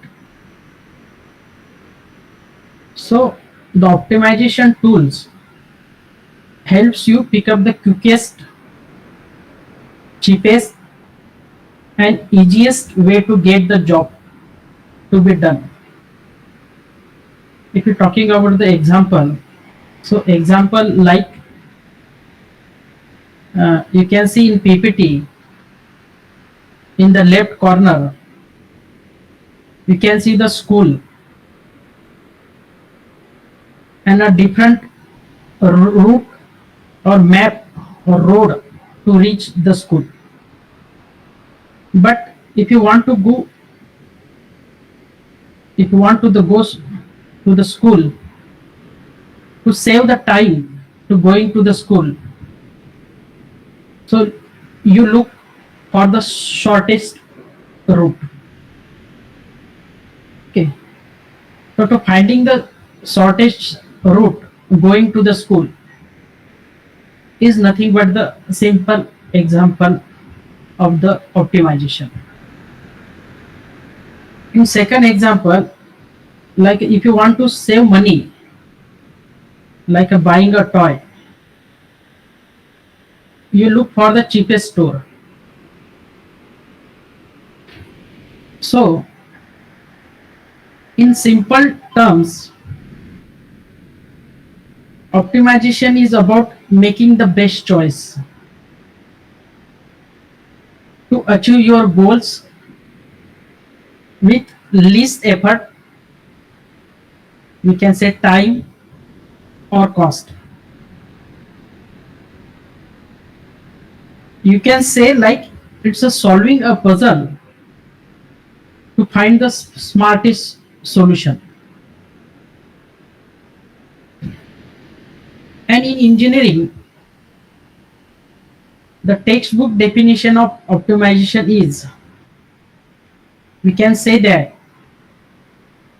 optimization is the process of making something as effective, efficient, or perfect as possible. Engineers use optimizations to design the system, products, or processes that work better, cost by using the least resources. Now in the PPT, you can see some example like building a bridge. So engineer optimize the design to make it strong enough to hold the weight but use the least amount of material to save the cost. Another example is that in the right hand corner you see the beautiful car, like a design a red car. They optimize the shape to reduce air resistance so that car uses little or least fuel. So its fuel efficiency is increased. So in short, optimization in engineering is about making things work better, smarter, and cheaper. So in this slide, you have to see the site design optimization. So now we can see the concept of the site design optimizations. Is my slide is on site design optimization? Is my slide is moving?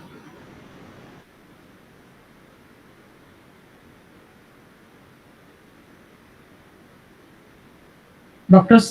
Gawande?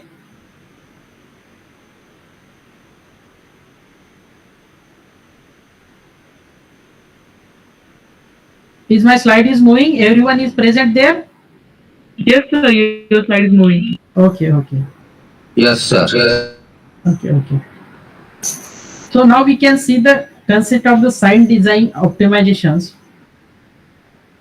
So site design optimizations refer to the process of systematically planning and design a site, whether it's for a residential complex, commercial building, industrial facility, or public infrastructures. So generally, this concept is usually used in urban area where the site design optimization is the process of planning that land use efficiently while meeting multiple goals like cost, sustainability, and functionality. So it helps decide where to place building, roads, green areas on site. Now you can see a pictures, and nowadays the people are living in the apartments. So site design optimization is not just about creating the structure, it's about creating sustainable function that enhance the quality of life for the current and future generation. So by leveraging such advanced, wait a minute.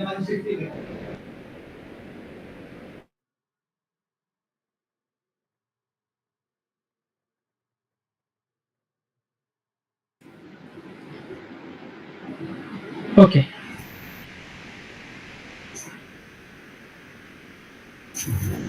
So site design optimization is not just about creating a structure, it's about creating a sustainable functional. So by leveraging such advanced optimization technique and technology, we can address the challenge of urbanizations, climate change, and resources, ensuring that our developments are both efficient and environmental responsible. So why site design optimization important? Because it has a several advantage, like take a one advantage, that is it maximizes land uses, it enhances the sustainability, support the smart and sustainable cities. So there are several advantages of the site design optimizations. Now come to the next slide. Now we can see that competitions. So what is the competition? So in competition, we can see the attends, there is input and there is a output, and the input is known as a antecedent and the output is known as a consequent. So the antecedent refers to the input or the initial conditions provided to the system. The consequent refers to the output or the result produced by the computation after processing the input. The computations can be seen as a process that establish a logical or causal relation between the input and the output. So in simple, we can say that the rules of the computations define the input is transferred into the output.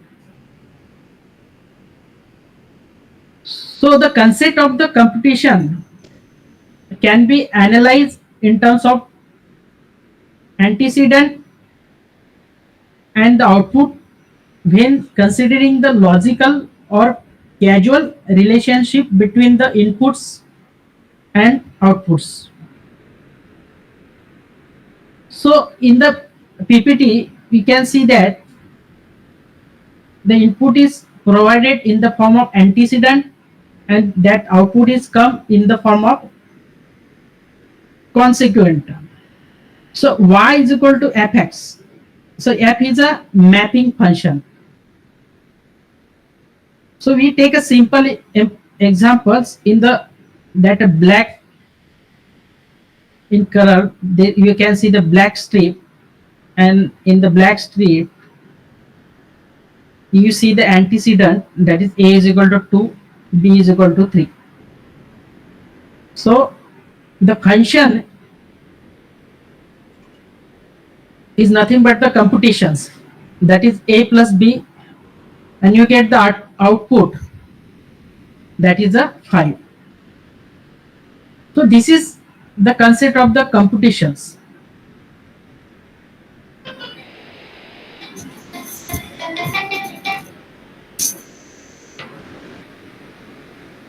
So what is mean by the soft computing? Take a simple explanations, like you can see the pictures and one lady, and you can see that there is apple. But imagine you are trying to recognize a fruit just by touching it without looking. So you feel its a shape, its texture and size. And if it is round and smooth, you might think it is an apple. Like take another fruits. If it is a long and slightly rough, it could be a banana. So if you are not 100% sure, so what we can do, your brain makes a good guesses based on your previous experience.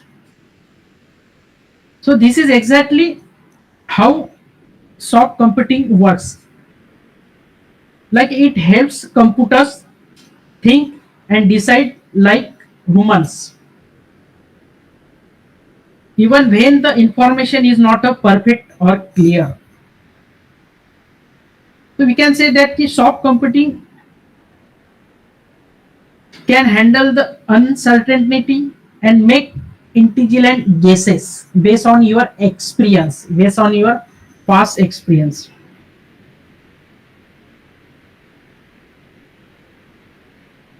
In right hand side, we can see the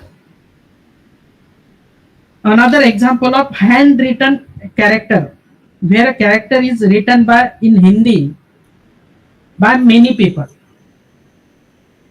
and this character is written by the character is written in the Hindi by many people. They can write your own handwriting.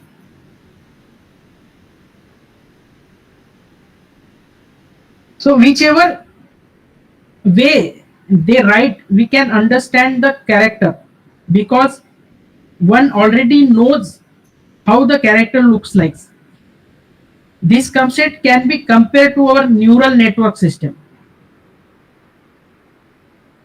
So here the challenge is to identify the character. So we can see the antecedent input that can be written by the many peoples. Then you go to the computations. Y is equal to fx. So y is nothing but your output, x is the input, and f is the function. So we can take the daily examples, like let's say you use Google Maps to find the best way to go school. Sometimes traffic conditions change and app predicts the fastest route based on the past data. So it does not always have a perfect answer, but it gives a smart suggestions. So this is regarding the soft computing.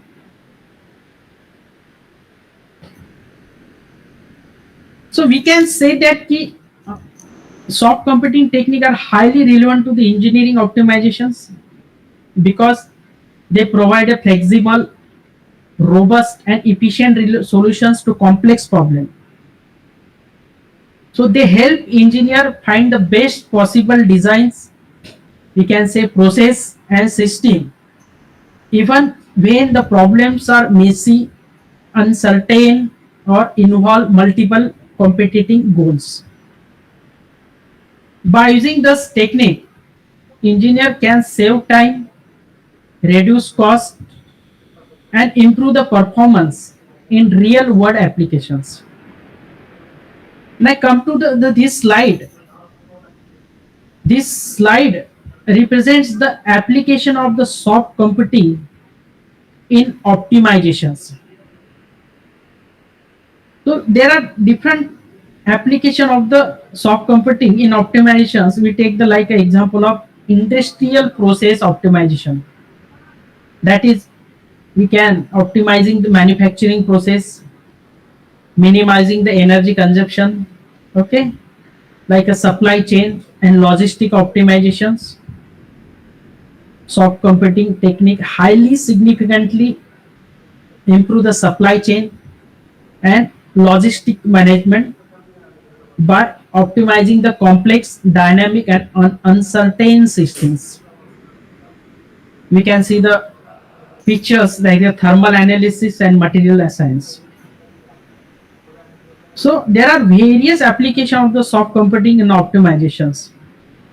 Now now we have to discuss the role of the soft computing in research. How soft computing is going to help in the research. So we can say that soft computing provides a powerful tools for researcher to tackle the complex, uncertain, and multi-objective problems.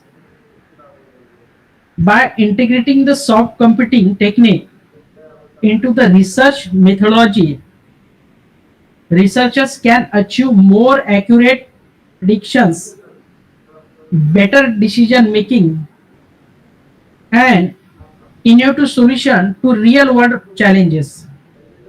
Whether in the healthcare engineering, we can say environmental science, or social science, soft computing is a we can say that it is a very good tool in the research. So before knowing the soft computing, we know the hard computing. So opposite to the soft computing, there is a hard computing. So what is mean by the hard computing? Imagine like you are solving the math problem like 2 plus 2. So what is 2 plus 2?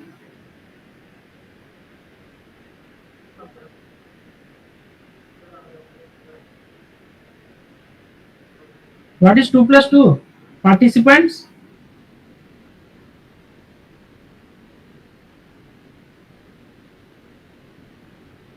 Yes, sir. So solving the math problem, what is the 2 plus 2? What is the answer? It is 4. Okay, the answer is always 4. And there is no other possibility. So this is how hard computing works. It follows the fixed rules, strict logic, and precise calculations to find the exact answer. So in engineering, the book definition of hard computing is nothing but the hard computing is a traditional computing method where computer follows the strict rules, that is we can say the mathematical algorithm and exact logic to get the correct result. It does not handle the uncertainty, approximation, or learning like humans. However, if you see soft computing, and soft computing handles the uncertainty, approximations, and incomplete data. But in case of the hard computing, it is based on the mathematical algorithm and strict rules.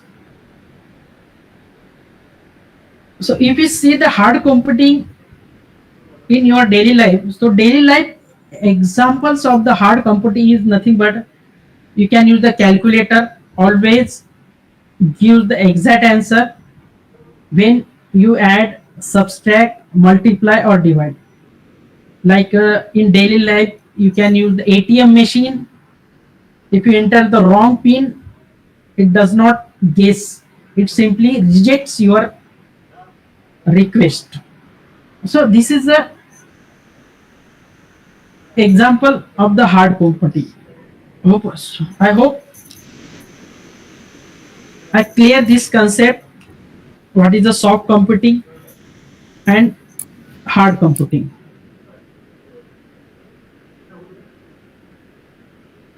So what is the difference between the hard computing and soft computing?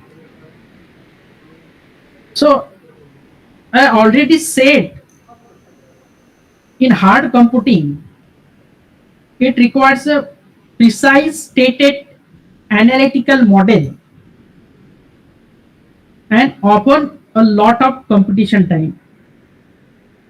And in case of the soft computing, it is a tolerant of imprecision, uncertainty, partial truth, and approximations.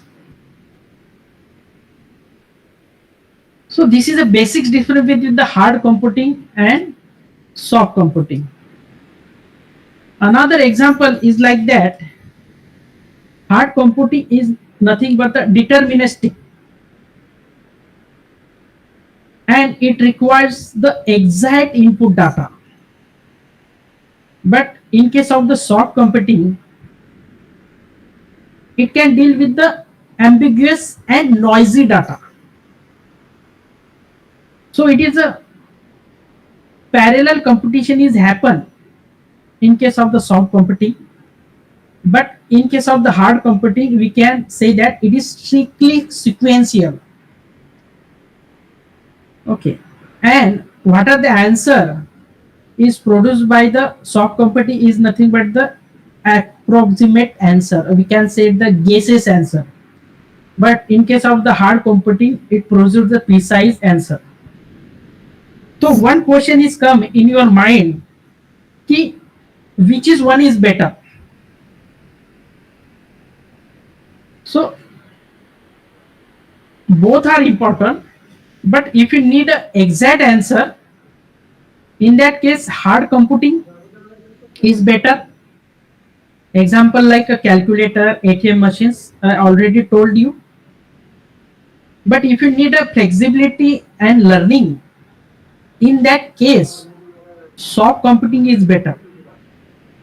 Example like a Google Maps and AI voice assistant.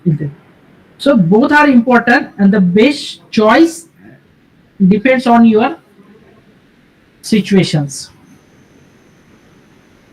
So we can say the mixture of hard computing and soft computing is that is nothing but the hybrid computing.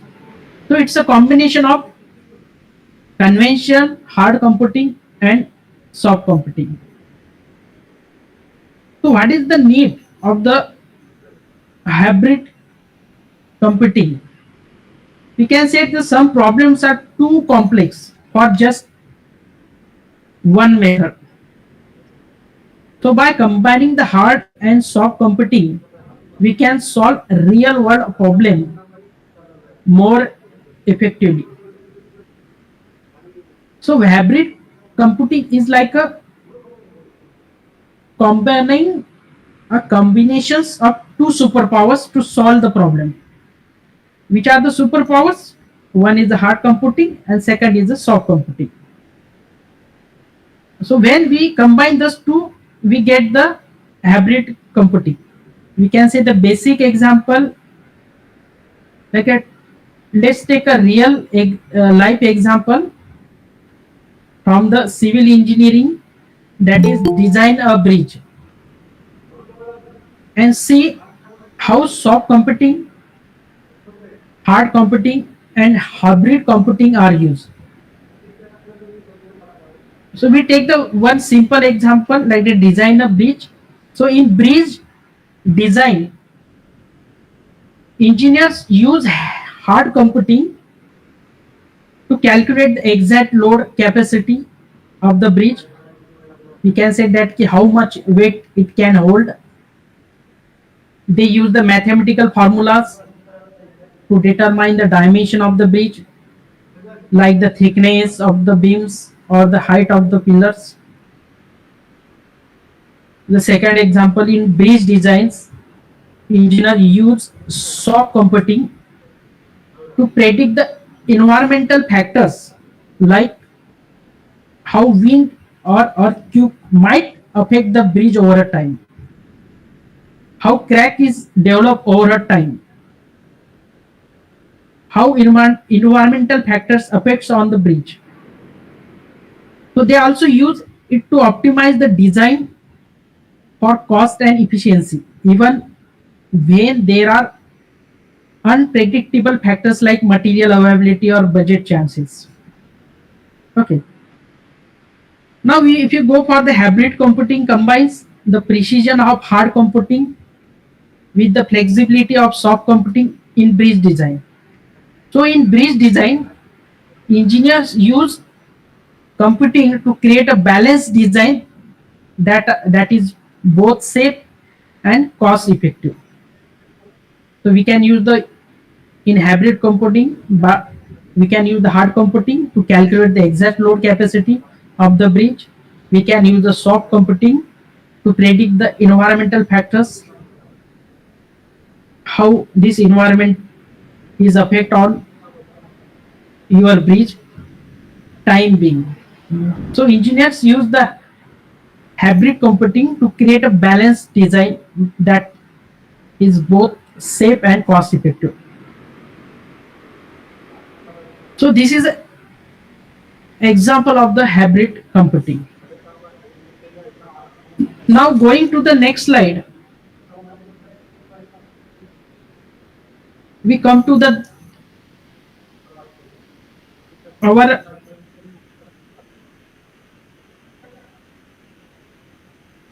optimizations.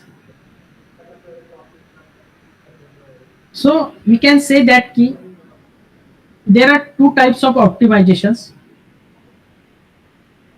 That is a single objective optimizations and multi-objective optimizations. So how this soft computing helps in to solve the optimizations problem? We can say there are two pictures there. One shows the single objective optimization problem, and second figure shows the multi-object optimization problem. So in single optimization problem, we can say that there is only one objective, whether that objective is minimum fx or maximum fx. And in case of the multi-objective optimizations, there are different functions, function x, function 2, function 3. So we can optimize the multiple objective. So to solve the multi-objective, it's a very tedious job. So in that case, we can take the help of the soft computing. So before going to that one, I am explaining what is single objective optimizations. So in single objective optimization is about finding the best solution to a problem with one goal. The goal could be the minimize something like a cost or maximize something. So in single objective,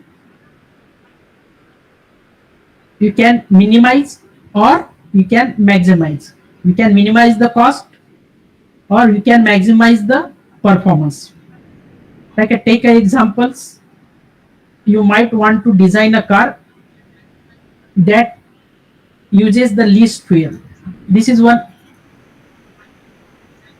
objective, and that objective is only single. You want to design a car and that having the least fuel, and the final solution is one of the best meets your goals. So in single objective, your objective should be the one, whether it is maximize or minimize. But in case of the multi-objective optimization, is about the finding the best solutions to problem with multiple goals. And very important, those goals often conflict. Improving one might take the other. Like suppose there are multiple objectives. One is to increase the productivity. So this is a one objective. But in case if you increase the productivity, definitely during the productions, the defects will be produced. Okay, so in multiple objective, you have to optimize all the optimizations. So multi-objective optimization problem is a problem where we need to optimize two or more conflicting objectives at the same time. So soft computing help in solving those problems. So what is meant by the conflicting objectives? So conflicting objectives happens when you have two or more goals to achieve. Like improving the one goals makes it harder to achieve others. Like take an example of manufacturing industry. In the manufacturing industry, your objective one is to increase the production speed without, please see, without increasing the defects, but in general, we can say what is your first objective?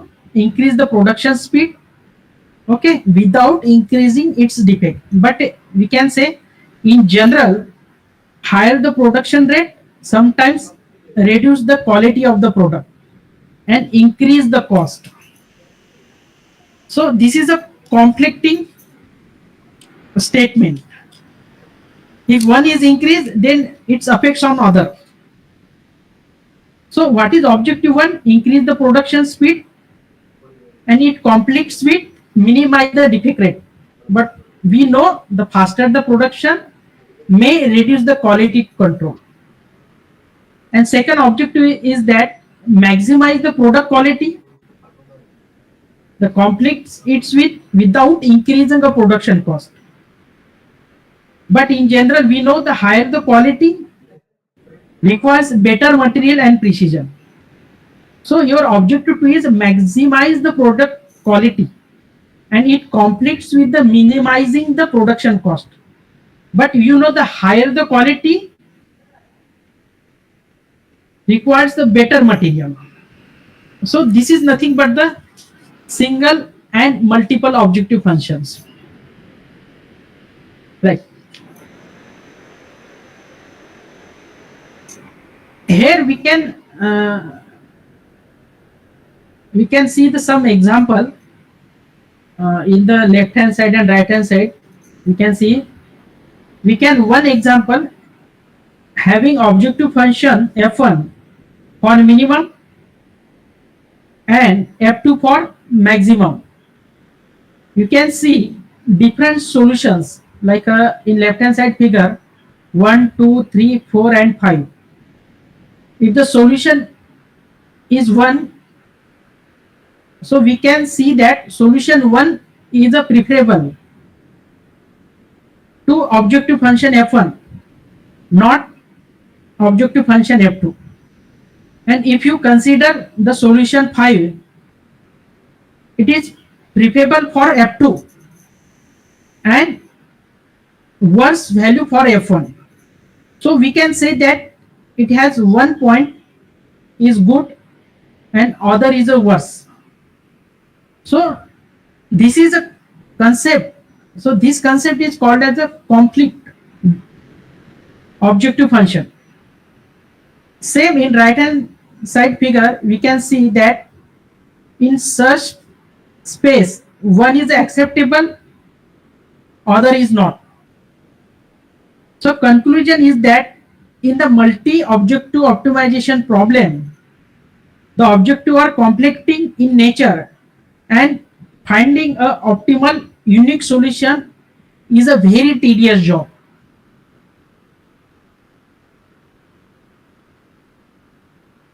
I take another example.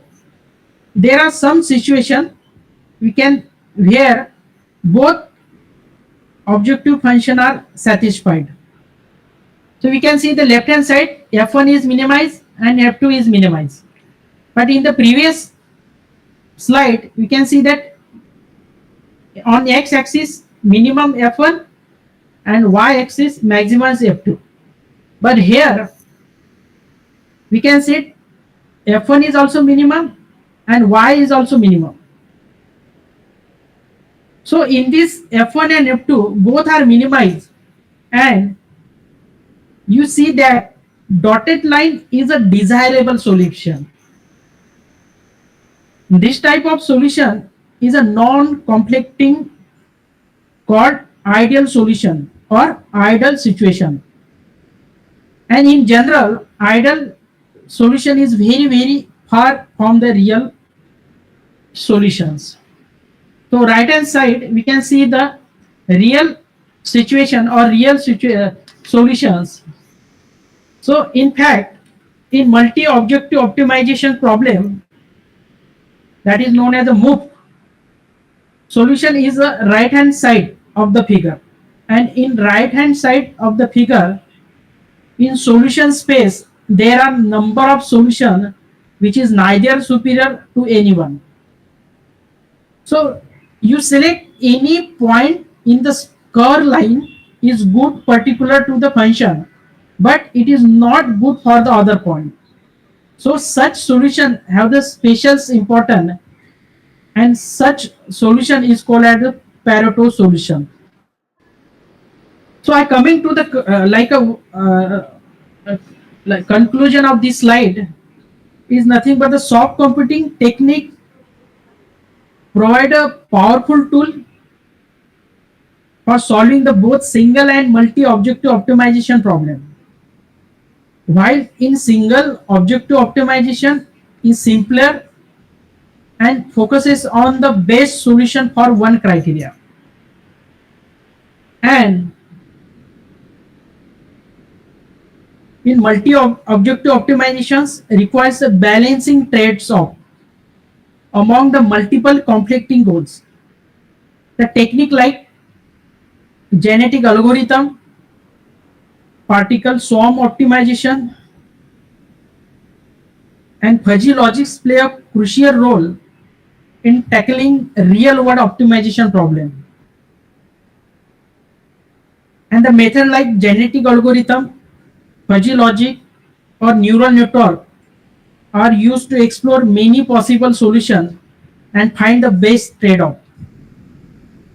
So soft computing techniques are great for solving the multi-objective problems because they can handle the complexity and uncertainty. I hope up to this all participants are clear.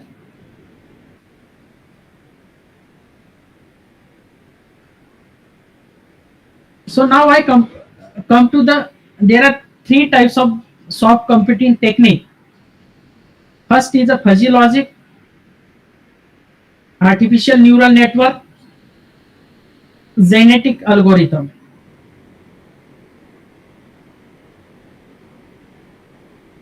So we take the example of the fuzzy logic. Before that, I am going to cover the Cripps logic. So in the Cripps logic, we can say that the answer is always in yes or no. The answer is always in true or false. We take the example like there are different liquid is there, milk, water, Sprite and Coca-Cola, and we collect one liquid and say that is the liquid colorless. So in Cripps logic, the answer is always come in yes or no, true or false. But if you're talking about the fuzzy logic, in the fuzzy logic, the answer is always come, maybe, may not be, absolutely, partially, and all this.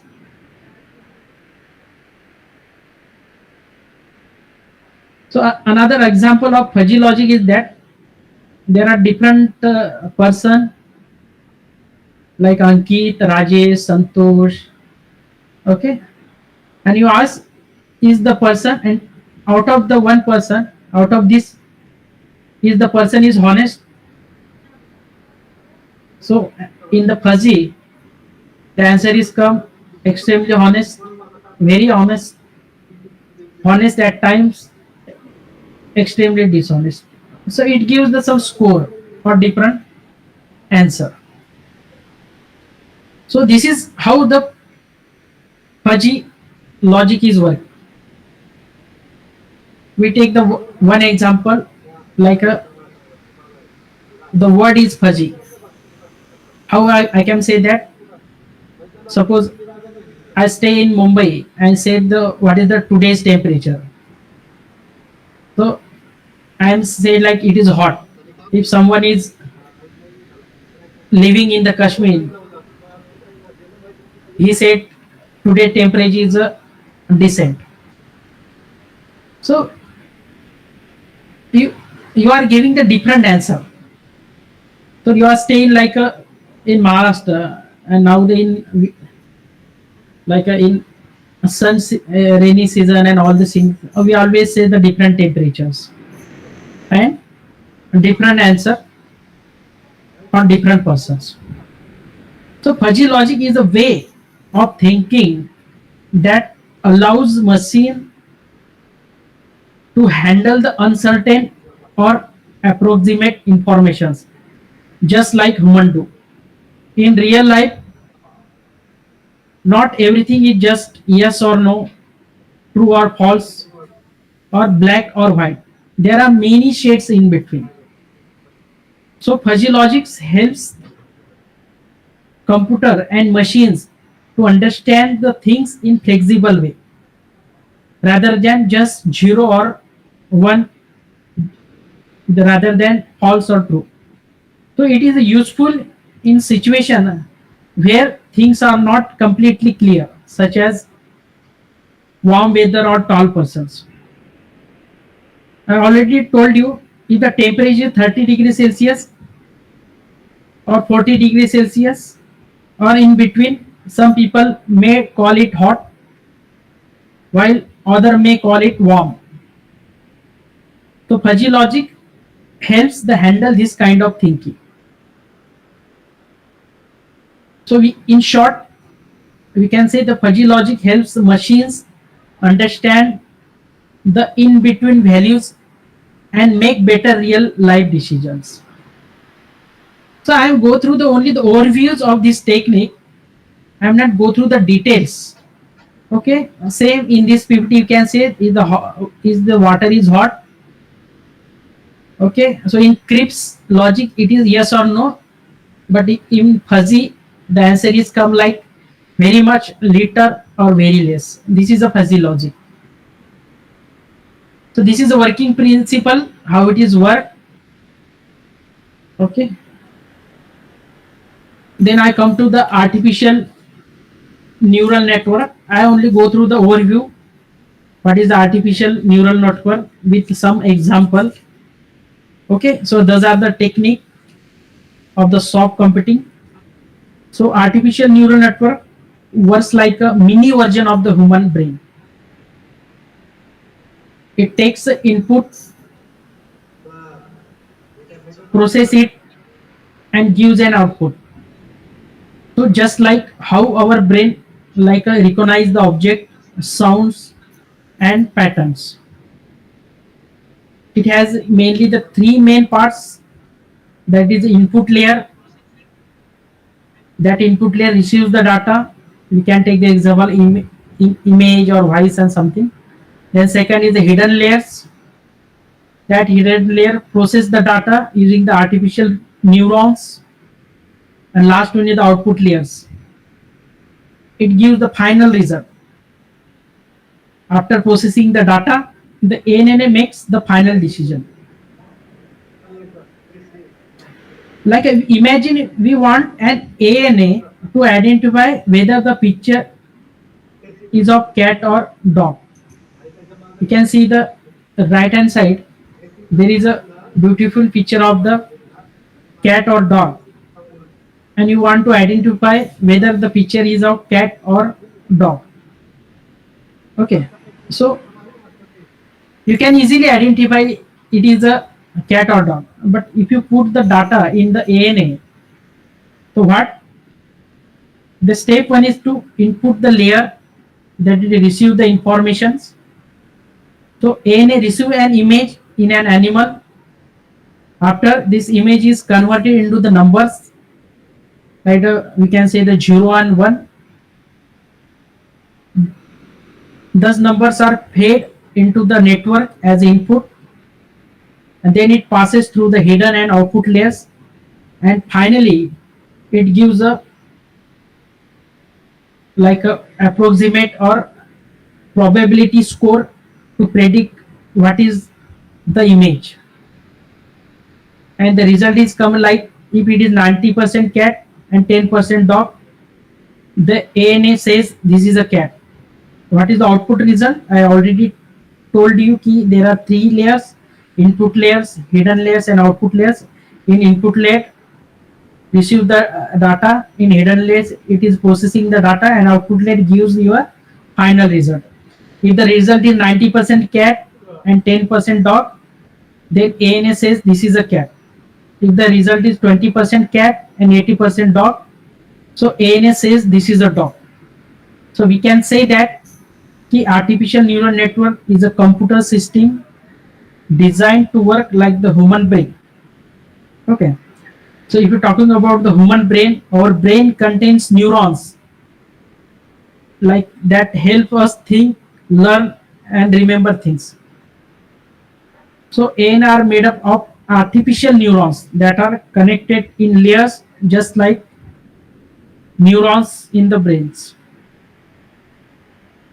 So your artificial neurons take input data, then process it and give useful output based on patterns. So it works on the layer input, hidden, and output. So this is regarding the artificial neural network. This is a working principle of the artificial neural network, how it is worked. I already told this one. Okay, so now this is a genetic algorithm. Third type of technique of soft computing. So we can say that genetic algorithm it is a nothing but problem solving technique, inspired by the process of natural selection and evolution. It mimics how living organizations evolve over generation to adapt their environment. We can say that in simple terms, it starts with a set of possible solutions, improves them step by step, and finds the best solution over time. Like example, if you want to select the good cricket team from the institute, so we identified the different classes A, B, C, D, E, F, G, H.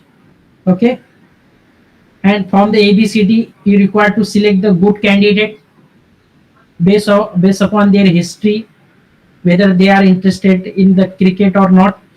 Okay, their fitness level. Okay, their practice sections. So this is nothing but the what we can say. It is a problem solving technique inspired by the process of natural selection and evolution. Okay, so in simple terms, it starts with the set of possible solutions, improves them by step, like we take an example of cricket team, how to select based on some criteria and find the best solution over time. So this is regarding the genetic algorithm.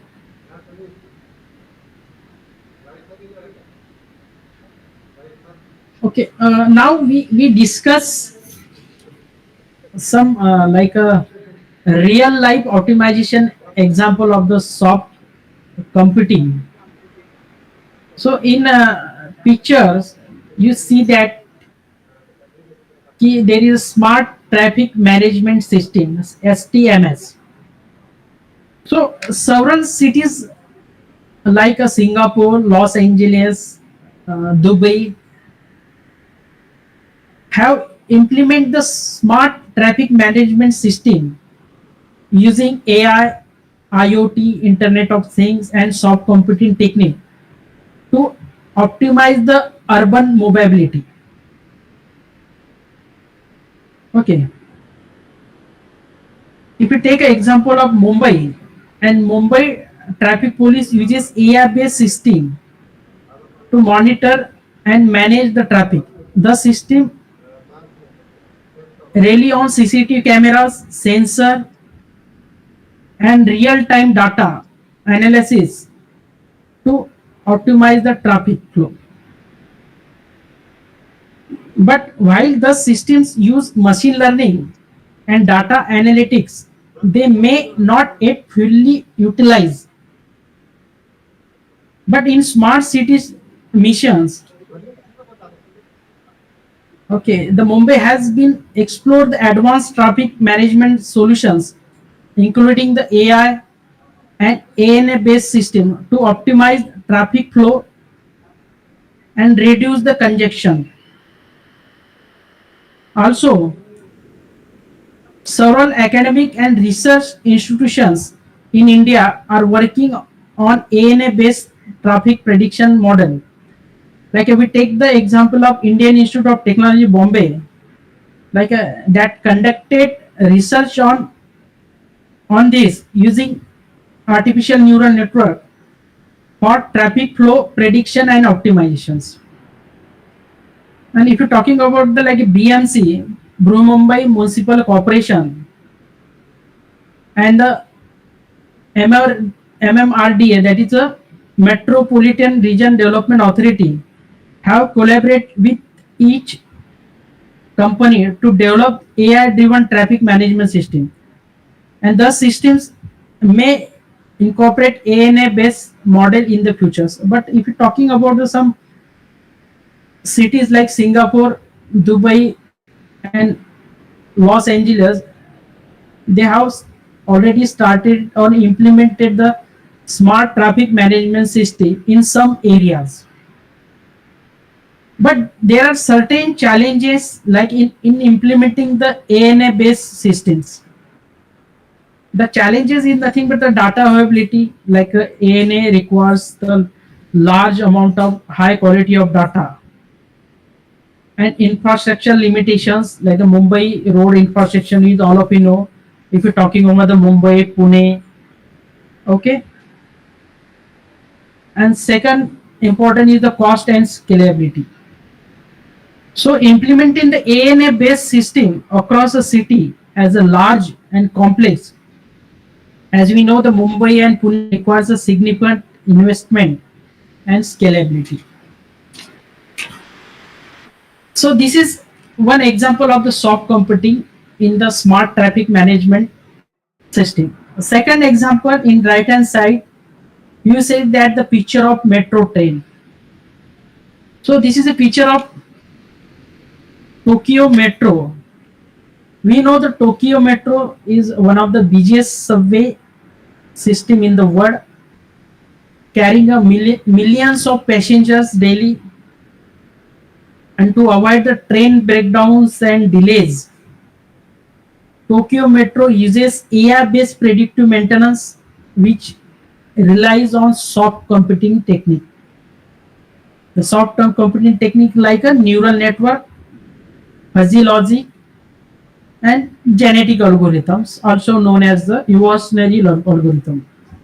So Tokyo Metro AI-based predictive maintenance is giving a trains a smart doctor, we can say the smart doctor that consists, we can say that regularly monitors their health like doctor. So neural network predicts the failures fuzzy logics makes a smart repair decision and all the things. But if you take an example of our Mumbai local railway system, that is also one of the busiest rail network in the world, primarily relies on preventive and corrective maintenance system. We can say that the traditional maintenance. While the Mumbai local railway system, like we can say that it currently relies on the traditional maintenance method, the adoption of the soft component technique for predictive maintenance could significantly improve the efficiency, safety, and reliability. But we also in like that which situation ki Mumbai local system moving towards implementing the soft computing technique. In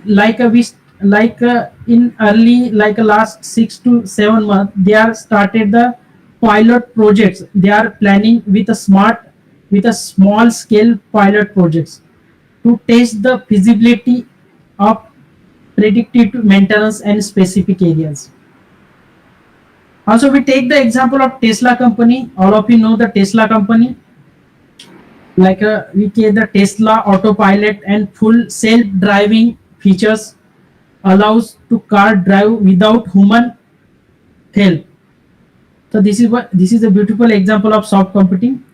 So this is made possible by soft computing, which helps Tesla to handle the uncertainty, make decision, and continuously learn from real world driving experience. Basically, Tesla employs AI and IoT sensor in its gigafactories to predict machine failures. They also used to prevent the machine failures, automate the robotic automations, and enhance production efficiency.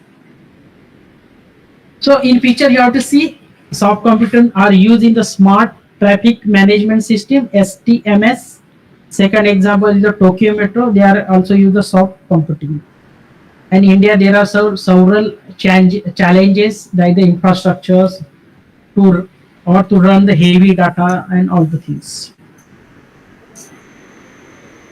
So this is some tools for fuzzy logic technique, and we can say there are some link, and in the comment, if you're talking about the Fish Pro, like the Gauss Fuzzy, those are the open sources. So this is the tools for the fuzzy logic. This is the tools for ANNA, some of the popular tools for ANNA are tabulated below. The link is given to you. Some are open source. The open source is nothing but PAN, Neuromodeler, Weka, and all the things. Those are the tools for genetic algorithms. Some are popular tools for like that. Key one is a open source, that is ECG and things. So due to the time constraint, I stop myself here. Okay. So if you have any questions, I will take these questions after the presentation of my colleague Dr. Pankaj Jadhav. He is going to deliver the use of the artificial neural network in the soft computing, and also he discussed the one paper which are recently published in very reputed journal.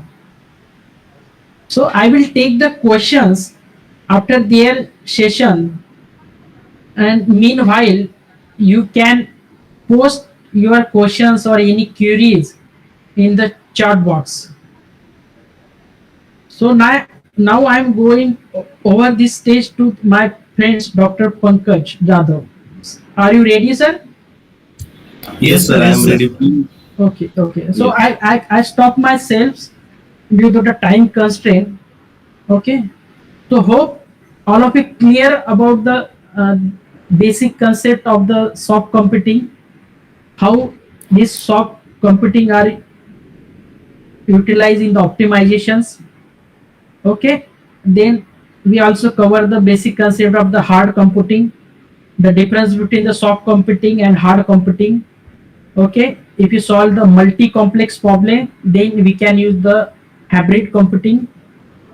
Okay, and what are the different basic technique of the soft computing?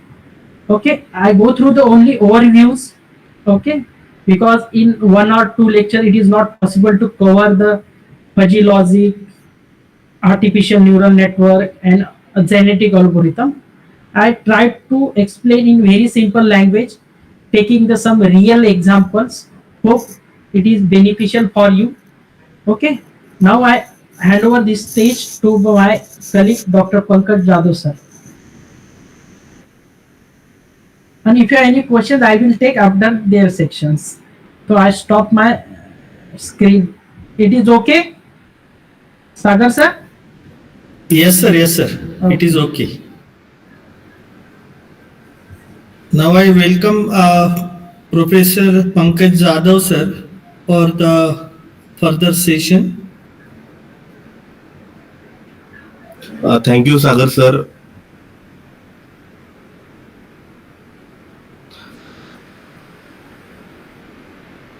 Okay, whether my screen is visible to everyone? Yes, sir. Okay. If it is possible to make it full screen, it will better. Yes, sure. I will make it full screen. Is it visible now? Yeah. Okay. So once again, I will like to congratulate Dr. Sagar Gamande for organizing such a nice event of 2 days national level workshop on introduction to the optimization in engineering through the AI tools, which is a need of the hour. And also I will like to give a big round of applause to the Dr. Sachin Solanke, who has explained each and everything very nicely in detail about the soft computing. Now I am going to discuss about the applications of the soft computing in the engineering, which is the main thing, and how we are going to use it. Basically, you can see the figure in that these are the manual things are happening, and we are going to cover how to make them in computer and how to utilize them in the real life applications. That is the soft computing. Okay, so I am going to start with my session. The first slide, whether the slide is visible to everyone, the first slide. Yes, sir. Yes, thank you very much for the response. So in that application areas of soft computing, if you see in engineering, are lot. Okay, so we can see that we are having the actuarial science, agricultural engineering, biomedical applications, civil engineering applications. Okay, then Sir, are you on the first slide itself or second one? Second, I am on the second slide, sir. This is on screen we whether you are able seeing to just first slide only. Okay, wait, sir, wait. Okay. Now it's second one. Wait. Please go ahead. What I will do, I will once again. Okay, I will share directly that slide only. That will be better. Yes. Now, whether my second slide is visible, sir? Yes. Yes. Okay. Thank you very much. So in that we can see that there are a lot of applications are available for soft computing. Like we can see that actuarial science, agricultural engineering, biomedical applications are there. Then civil engineering, computer engineering, then crime forensic, forecasting, then data mining, environmental engineering, again civil engineering part, then fault tolerance, okay, feature selection and image processing. These are all connected with the SC technique. SC means here soft computing techniques. And we can see here another applications like in industrial machineries, material engineering, mechanical engineering, medical diagnosis, nanotechnology, pattern recognition, polymer extrusion processes, process control, signal processing, smart instrumentation, then turning, milling and drilling applications. Okay, so all these, if you see that, it is going to cover lot of different domains. Okay, So I am going to deal you with the turning, milling, and drilling application in the paper which the sir was telling is on based on this turning, milling, and drilling application. So we will go to that. Before that, we will try to cover some basic things about the artificial neural network. Okay, so artificial neural network basically now this is I am talking about only for civil engineering because the session I think it is for civil engineering basically. So it is covered for mostly for civil engineering students.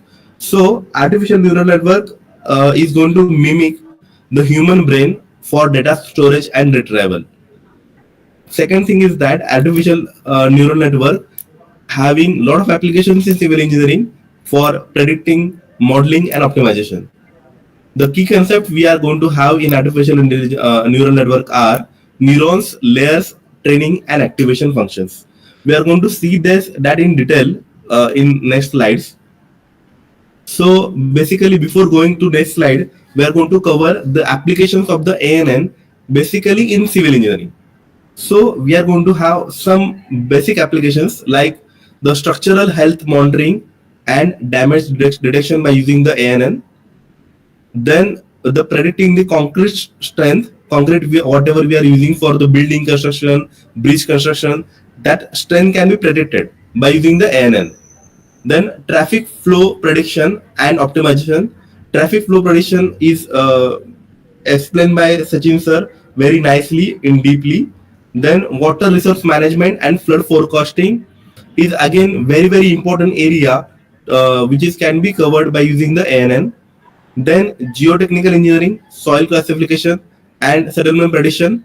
It is going to be again very important area in the agricultural field. And lastly, which is very important again, cost estimation and project management. So basically, whatever the cost we are doing for the project, especially in the civil engineering, are very huge for bridges, for dams, and all. So to predict the exact cost of the project as well as its management, it is going to help you a lot this ANN. So the next slide, how the soft computing is going to be achieved. For that, I am going to take one very basic example. Suppose example, how a student learn from the teacher.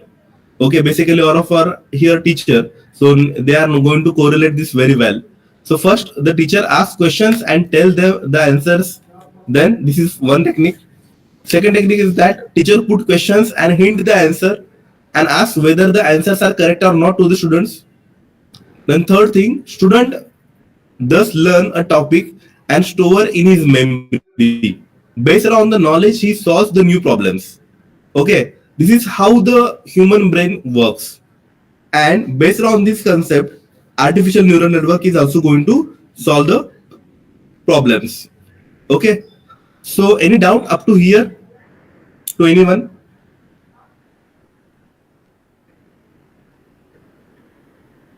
Okay, so I will go further. So basically, if you see that this slide, artificial neural network, already sir have explained you some basic things, Sachin sir. So the artificial neural network are computational model that mimic the learning abilities of the human brain, as told you earlier. So it is going to mimic the human brain activities. You can see in the first domain, it is going to mimic it. Okay, ANN consists of interconnected artificial neurons like we are having in our brain that collectively solve the problem together. They learn from input-output data pairs to construct the functional relationship. Okay, so they are also having the learning ability. You can see that they are having the learning ability. The artificial neural network ability is attributed to adjustment of the intensity of interneuron connections. Okay, so whatever the connections of neurons are available, on that their ability is depending. Adaptability of changing data, then nonlinear function mapping, and ability to capture the unknown relationship make ANN a versatile tool for modeling real world problems in civil engineering. So it is going to be a versatile tool. Why? Because we are going to cover so many things like adaptability for the changing the data. Then nonlinear functions can be also mapped by using the ANN. Also, it can be having the ability of capturing the unknown relationships. So it is going to make it as a versatile tool. So you can see here the structure of neurons are shown in the figure, and the data is processed by using the neurons is shown. So how the ANN is going to work is explained in this slide. The data is the input and processed through the interconnected nodes, neurons as shown in the figure. Then the learning and adaptation occur through the training algorithms. Then output is generated based on the learning patterns and the relationships of the mathematical relationships, you can say, or you can say any other arbitrary or experimental relationships. And it can be used for predicting the concrete strength based on the mixed properties. So the proportions, all of you are knowing that in concrete you are going to mix different constituents, like we are going to have the sand, we are going to have the cement and all, and water. So the proportions can be changed, and by using that proportions, if you are going to set that proportion, send that proportion to the ANN network, it is going to predict the best suitable proportion which can be used for the application. So here again it is explained in detail that how the ANN is going to work. The purpose is to predict the machining outcome using the experimental data. Okay, machining or any kind of outcome by using the experimental data, then validate the results and forecast the performance of the untested conditions. So it is not compulsory that you are going to test the dam completely by after building it. Okay, all of you are knowing that the cost of building the dam is very huge, in millions of dollars. And if you are going to test it after making it, okay, after that, it is very risky. Okay, so instead of that, you can predict the result before that, okay, by using the ANN. The process is in this process we are going to train some models by using the experimental data to predict the outputs like surface. This is for especially for the machining, the turning, milling, whatever I told you, it is done. The surface roughness and cutting temperature. This is I will I will explain you in the further slides. Okay, it is going to capture the non-linear relationships between the input parameters and results, and the output benefit what we are going to have by using this is it is going to ensure the accurate predictions and reliable optimization with the high correlation coefficients. So you can see that in the figure that these are the input layers. Okay, these are the hidden layers in which all the neurons are going to work on the particular problem, and they're going to predict the result, and finally we are going to get the output layer which is the more accurate, as well as it is going to be directly used for your further experimentations or further modifications. Now if you see now from civil engineering point of view, there are some structural engineering applications of the ANN. Okay, the first application you can see in the figure is the pattern recognition. Okay, so ANN are used for recognizing the patterns in the structural engineering problems. So it can recognize the patterns. Okay, it can be also used for decision making and solving numerically complex problems. All of you are knowing that in civil engineering we are having a lot of problems which are very difficult or tough to analyze numerically. Okay, which are very complex in nature, because we have to consider a lot of environmental factors, we have to consider a lot of non-linear factors, we have to consider a lot of different factors which are like the machining factors, which are going to be like material factors. Okay, so all these factors can be considered by using the ANN. They can be optimized the weight of trusses and analyze the structures with a large degree of freedom, offering computationally less expensive options compared to the conventional structural analysis problems. So ANN can also predict the ultimate shear strength of reinforced concrete beams, and also model the comprehensive strength and corresponding strain of a circular concrete columns. Okay, they can be also effective in cost optimization of reinforced concrete slabs and predicting the inelastic movements in continuous composite beams. So we can see in the third that it can be also used for predicting the shear strength predictions. Okay, for concrete reinforce, which is again very important thing, and which is most of the thing which the civil engineering people are doing. Okay, so shear strength is one of the very important thing, because all of you are knowing that the beams are considered under the brittle section, and in brittle, for that we are having the theory of elasticity. In that, shear strength is very important. Now next slide, if you see that the concrete strength modeling with the ANN. Now concrete, all of you are knowing that it is a mixture. Okay, so ANN can also use for optimizing the high performance concrete mix proportionating the given workability and compressive strength. So the proportion of the concrete can be predicted by using the ANN for compressive strength what you want to achieve.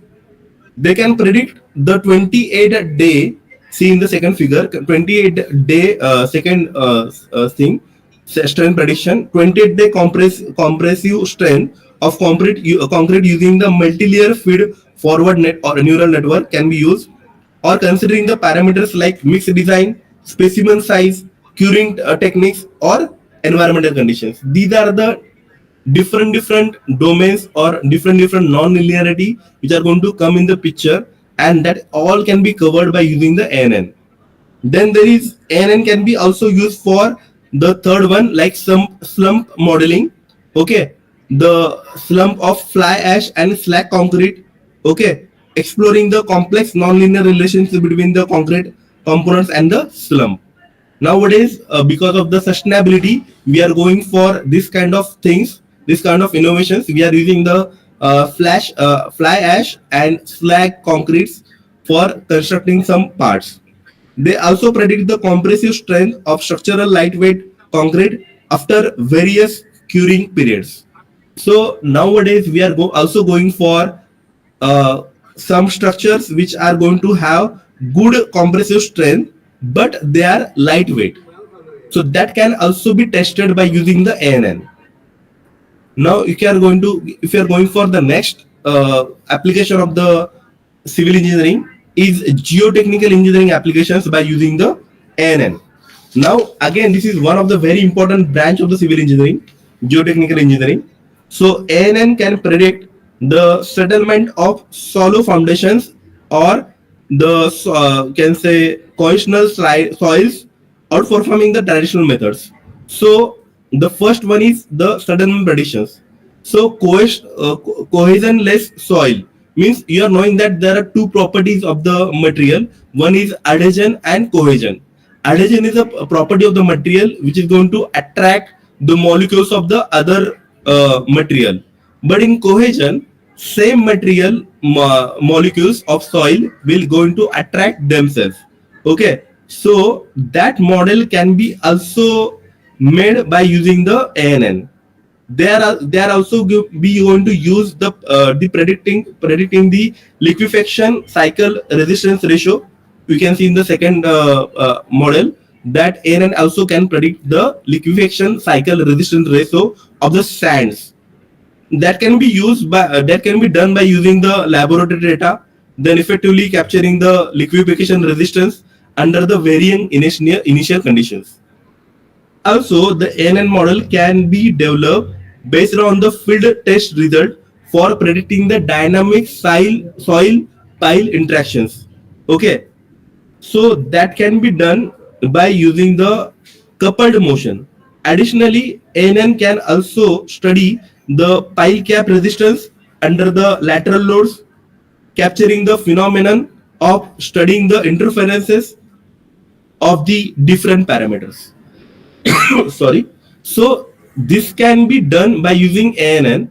So all these are the applications which I told you in different field of the civil engineering, like structural engineering, then concrete strength modeling, and geotechnical engineering. Now if you go further, how we are going to, Sachin sir have already told you about this slide, how we are going to use the ANN and by using what tool you are going to use them. So there are some tools which are mentioned in the slide. So out of that tool, we are going to talk about the first tool which I have used for my project. So which is the toolbox of the MATLAB. So it is called as Neural Network Toolbox. Okay. So this is the paper which I have published in the Journal of Material Science, Materials and Engineering recently, which is the Springer publication, which is highly reputed paper. In that, I have used the ANN perspective for the eco-friendly metal cutting parameters. Okay, so this I am going to explain you now what I have done and how I have done and what process I have followed for using this prediction. So we can see that as I told you that we are going to consider the MATLAB tool. Okay, so in MATLAB tool, this by using this procedure, I have completed my analysis by using the ANN. So the first step was importing the data in the MATLAB, creating the two folders in the workspace. First is input and second one is target. So the first step is done like this. There are two folders are made. Then write the NN start, neural network start, okay, in the command window and press enter to predict the response variable using the ANN. Okay, so we have to write here NN start initially. Then it will go to the next particular bit, which is called as welcome to neural network start. Okay, in that we are going to use the fitting app. Okay, fitting app, there are some different systems we are having. Out of that, the fitting application is used. In that, the train network is used. In train network, the Levenberg-Marquardt network is selected and the training is given for 5 sets. Then validation is given for 1 set and testing is done for 1 set. So this number of the testing samples can be valid, that can be variable. Okay, so training you may go for say 15, validation go for 3, training and testing can be done for 3. So basically, please remember here, training should be given for higher samples. Okay, so after that we are going to go for the plot regression here. Okay, after doing that you are going for the plot regression. So this window will come in the after that. So samples can be okay. So in that case, if you feel that whatever the answers you are predicting is not as per the mark, then you can retrain this all models until you get the satisfactory result. Okay, means the regression value, and regression value generally we are going to prefer more than 90%. So once you achieve that 90% plus regression value, then you can stop, and that will be your actual optimized solution for your problem. So whatever the testing, whatever the things you have given for the solution for the particular problem will be assessed here by using this particular technique. So I hope everyone understood the procedure of ANN, how to apply the ANN by using the MATLAB. Okay, then after that you are going to get this kind of plots. Okay, so you can see that when you predict these are the predicted array. Array means here the value of the surface reference which I have got. Okay, it is around 0.999, means it is around 100%. Okay, so we want here the value should be more than 0.90. I have achieved almost 0.999, means almost 1. So you can see that all the values are passing through this linear graph. Okay, so all are fitted properly. Okay, in validation, if you see that this is training. In validation, you can see that the value are here, and the all again both are under the same line. So the R is equal to 1 here, again highly accurate. So the third one is the predicted array. This is a prediction experimental array. So here you can see that this is the graph, this is the fit what I have achieved. And after that, if you see that for all these 3 graphs, the final output is coming as R is equal to 0.8687, which is nearly equal to 0.90, means it is a combination of all 3 graphs. Okay, so you can see that this graph is here, this graph is here, ideal is here. Okay, so this is coming somewhere here. So it is 0.86. So it is going to be a very good accuracy. Means 86% predictions you have done by using the ANN. Okay, for surface roughness. Now similarly here we are having another set. Okay, in another set you can see that I have again achieved 0.99% of you can say 99% especially the fit are achieved, means samples are inside the target.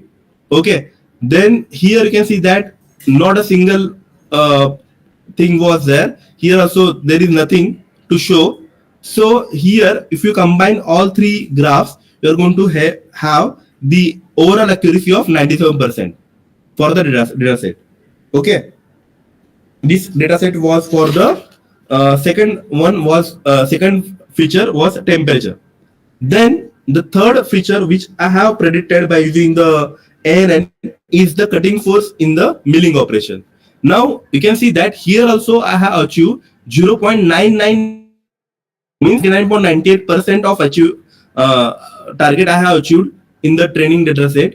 And the validation, you can see that there is nothing to show here, and also here there is nothing to show in the target, the test. Okay, so you can see that by combining all these three graphs, if you see the comparatively the final conclusion graph, here where we are going to achieve the R value as 91.12%, which is again acceptable value of R of regression, and the graph is shown like here. Okay, so by which I have predicted the cutting force values, okay, of regression. So this is how we are going to predict the value by using the ANN or using the MATLAB. Now MATLAB I have done this procedure I have told you. After that I have received these plots and I have used these plots for my journal paper. Now the next procedure is here, the genetic algorithm. Okay, it is again the second method which can be used for the this soft computing. You can see in the figure that genetic algorithm is also this method of optimization technique. Okay, which Sachin sir have already explained you in detail. Just I wanted to tell you that there are three different things we are going to cover in the genetic algorithm. One is the evolution principle, then the stochastic optimization, and mixed variable. It is going to basically come in the field of the optimization. So the civil engineering problems can be optimized by using the variables, mixed variables basically, and this contrast with the conventional optimization technique based on the gradient descent and creating the interest in directed search algorithms. So the structural engineering applications by using the GA can be like the first one is the cost optimization. The GS are used for cost optimization of the reinforced concrete and steel structures. Okay, they can optimize the design of the welded beams and create an optimum design environment of plain frames. Okay, GS also perform discrete optimization of the 3-bar trusses and optimize the detailed design of reinforced concrete members in the multi-story building. So trusses, 3-bar trusses can be also optimized by using the genetic algorithms called as GS. Then GS are instrumental in cost optimization in concrete structures, including the beams, then slabs, then columns and bridges. They design liquid retaining structures and optimize the cost of composite beams, then pre-stressed concrete beams and multi-span bridges. So nowadays we are going for some advanced beams, like I have mentioned the composite beams, okay, or pre-stressed beams, okay, or you can say that multi-span bridges. Nowadays we can see that lot of everywhere the metro work is going on. There you can see that we are going to have the bridges which are going to last for multi-span. So in that case, the GS means generic algorithms are going to help you a lot. Okay. Now after this, we are going to see the hybrid ANN and GA applications. Means we are going to use the hybrid approach of ANN and generic algorithm together. So in that hybridization, you can see that sort computing techniques combine the best individual computing tech tools, okay, opening the new avenues in the computing. ANN and GA are hybridized for the design of the beams subjected to movement and shear, optimizing the neural network parameters to reduce the computational time and increase the predictions efficiently. You can see the figure that there are, first one is beam design, then second one is concrete mixing, and third one is earthquake prediction. So this approach optimizes the mixing proportion of the concrete, okay, of recycled aggregate concrete using the ANN based on the GA. Hybrid neural network predict the earthquakes. You can see the figure, earthquake, by optimizing the ANN and GA, increasing its ability to locate the global minima. So these are some applications of hybrid ANN and GA application. So in this particular presentation, I have explained you about the detailed things about the ANN, artificial neural network, how it is going to be used for the civil engineering applications, okay, how it can be used directly. I have shown you the case study by using the research paper which is published by me myself in the very high reputed journal of the Springer, okay, by using the details of the data which I have received from MATLAB only. This all graphs I have got from MATLAB only, okay. Then I have explained you genetic algorithms, okay, and its use in the structural engineering applications. And finally, I have explained you the hybrid ANN and GA applications, okay. I hope everyone understood the concept of each and everything which I had told you. Now, I am really thankful for organizers of the event. So I am open for the questions. If you are having any questions, please let us know. Thank you. Thank you, Professor Zadav, for delivering the nice session. Now, participant floor is open for the question and answer.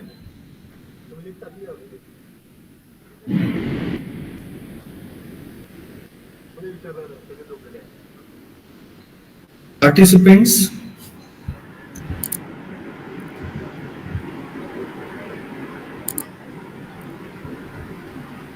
Any question? Please ask.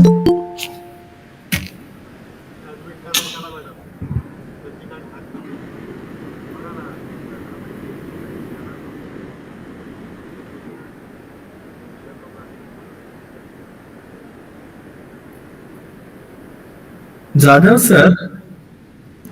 Yes, sir. I am audible. Yes, you are audible, sir. Yes. What are the learning resources for ANN and other some basic tools so that newcomers can be understand the better how they can start and what are the basic prerequisite to go for the applications of ANN in different modem? Yes, sir. A very good question you asked, sir. Sachin sir have already shown you, and also I have shown in my slide.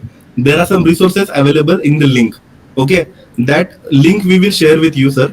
The presentation we will share with you. In that link, you can also share that presentation with the participants too. So from that link, you will get the particular resources for the different applications of the ANN or different tools of the ANN available in the market.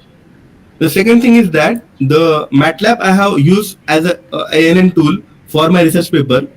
That I have the study of that I have done by using the YouTube. In YouTube, lot of data is available, as well as there are some websites like Coursera or NPTEL, in which the courses are available on ANN, by which you are able to get some day-to-day or real-life applications by using the ANN. Yes, sir. Thank you. Sir, one another question I have. Sir, do you think there is a real need of to understand the computer terminologies to go for the soft computing optimization? Because most of the participants are from the mechanical civil engineering, and I think there is some fear that for the soft computing we need to go for the understanding of soft computing terminologies for the optimization. Is it true, sir? Sir, again, it is very good question. See here, sir, in soft computing, there is no any fear. Please remember that we are not going for any coding. We are having the tools which are already developed in the market. So we can see in the figure, this table also, lot of tools are available. Just I will share my screen for participants. Lot of tools are directly available, and there we don't require any coding. Okay. So as I have explained you in my PPT, okay, you can see here these are the tools. So neural network toolbar is available directly in the mathwork.com products neural network HTML. So toolbars for the MATLAB. Okay, then FANN is the open source software which we can directly use. These all tools are available directly. There is no need of any coding. As I told you that in my paper also I have not done any coding. Okay, just we have to input the data to the tool. The tool will analyze each and everything by itself, and it will deliver the solution to you in the graphical manner. And once you get this graph, it's only your work to explain this graph or to analyze this graph. And this the civil and mechanical engineering students definitely is they are knowing how to predict or how to use this graph in their particular research. So I don't think that there is any need of fear in this kind of soft computing techniques, because all tools are available directly. Okay, and there is no need of any coding. And only the problem with the civil and mechanical engineering students is coding. And I hope that by using this kind of techniques, okay, nobody from civil and mechanical background will be in fear for using the soft computing. And computers is the need of the hour now, and without computer you can't predict the solutions. As computer is see here, I have got the prediction nearly equal to 99.99%, means the accuracy is very, very good. So in that case, it is now our task to use these techniques for betterment of the future. Thank you, sir. Okay. I add Yes, sir. some Thank you. points with Dr. Pankaj. First, you talking about the learning resources of ANN technique. So very books is available. That book is Deep Learning. That is Deep Learning by Ian Goodfellow. And another book is available on online, that is Neural Network and Deep Learning by Mitchell Nielsen. And also the some online courses is available, that is Deep Learning Specializations. And also the some videos and channel is also available on the YouTube. And second, you are talking about the some computer terminology is really needed to study the ANA technique. So my answer is regarding that we are not required the coding, but we require to understand the basic, like what are the input, what is the hidden, like what is the output layers, structures. So the function, like what is meant by the neurons, okay, what is meant by the weights and biases. Those are the things we require to understand. We also know the what is meant by the algorithms, okay, and what is meant by the activation functions. We also require the some basic of the mathematics, like we can say the what is the objective functions. So if you know that this basic without knowing the coding, we go for the artificial technique. So this is from my side. Yes, sir. Definitely, the insights given by you both are really useful. So, my another question to Professor Jadhav sir. Jadhav sir, did you find any career or business opportunity to go for the optimization, or let's suppose one somebody want to make their career in optimization of in a domain like mechanical or civil engineering, sir. Yes, sir. There are a lot of opportunities are available nowadays. You can see that lot of applications are modified, optimized. If you consider the like the old 100-year-old buildings, and nowadays whatever buildings we are having, okay, nowadays also the buildings are introduced by using 3D printing directly, and some of the mechanical instruments are also now directly 3D printed by using the metal 3D printers. So all these are coming by using the this soft computing only, because 3D printers are also using the soft computing. As well as optimization, why it is important, I will tell you one simple thing. Previously we were had the buildings having very huge walls, thick walls, okay, but nowadays, and having the same strength, okay, nowadays whatever the walls we are having are very thin if you compare the previous buildings, okay, or forts. You can see forts, whatever the forts we are having in Maharashtra, you can see that they are having very huge structures, very thick building walls, but that same can be replicated by using the small walls. This is the optimization.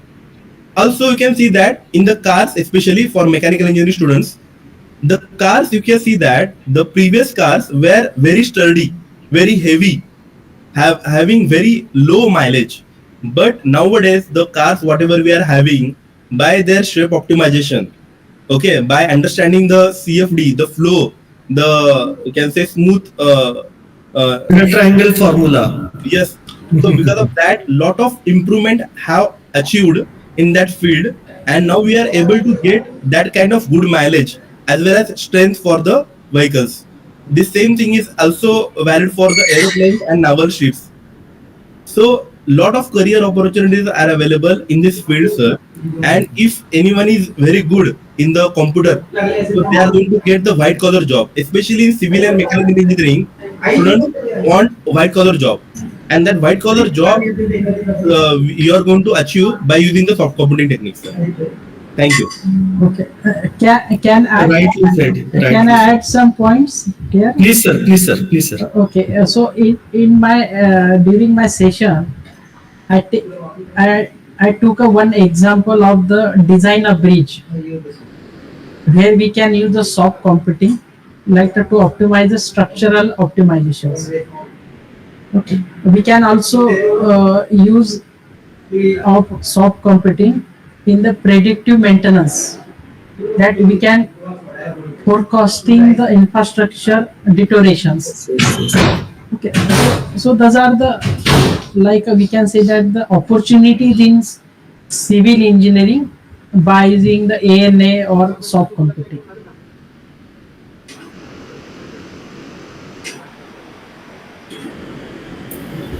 Okay, so this is my from my side. If anyone have any question, please ask. Participants, please ask the questions.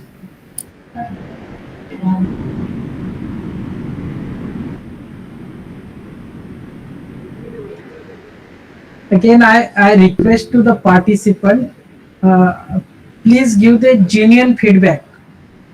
Otherwise, it is not like that key, just you want to put like okay and like that way. What you feel in this session, whether it is knowledgeable or we required some upgrade ourselves, just put your genuine feedback so we can improve ourselves in next time. Sir, there is one hand raise by Akshaya Taure. Ma'am, please unmute yourself and ask the question or discuss something. Okay. Am I audible? Yes. Okay. So just wanted to ask that do we have graphic interfaces related to this soft computing techniques so that we can visualize the failure, as you said that there can be failure patterns, detection of damage. So where the damage is happening, can we visualize that in by using this soft computing techniques? Okay, I will take these questions, Sachin sir. Yeah. So, yeah, Akshay ma'am, yeah, very nicely you have pondered this question. You are from which branch, ma'am? Civil May I know? engineering. Civil engineering. Okay. For civil and mechanical, both we are having one software called as ANSYS. ANSYS. Yeah. Okay. In ANSYS, we can see the prediction as well as we can also see the cracks formation as well as the deflection of the beam and whatever Right. things you want to get that can be achieved by using this kind of software, ma'am. And that kind of softwares are available in market. I have just given you an example of ANSYS. Like we are having HyperWorks, we are having the Abacus, we are also having the SolidWorks. All these are the softwares which are going to have this kind of interface of graphical user interface. And for civil engineering, especially, we are having Revit, okay, or AutoCAD is also one of the Autodesk inventor and all. So these are some softwares which are going to have this UI what you want, and there you are going to you are able to see the particular deflections, cracks, stress levels, or temperature distribution and all. Okay, Am I sir. clear, ma'am? Okay, okay. Okay. Thank you. Can I add some points here? Yes. Yes. Okay. So, sir told us some softwares and platforms used for the soft computing technique. But if you see the regarding the soft computing itself, it does not have a graphics interface. But yes. But many software tools and platforms used for the soft computing techniques. That is nothing but the MATLAB. We can say the TensorFlow. We can also use the Python libraries. And those are example like ANSYS, some says FEA. Thus, based on the mathematical algorithms. So it is come in the hard computing. But what are the software is available in the FEA and ANSYS? That is a part of the soft computing. So it is a mixture of the soft computing and hard computing. Right, sir. Okay. So I hope you understand. Yes, sir. Like these ANSYS and this, there we can give the properties to particular material, and whatever changes we want to do, we can do there. But are there soft computing, these easy soft computer or open source soft computing techniques where we can give or change the properties and then do optimization? Okay. So it is like a hybrid computing. We can say that. Okay. Okay. Thank you, sir.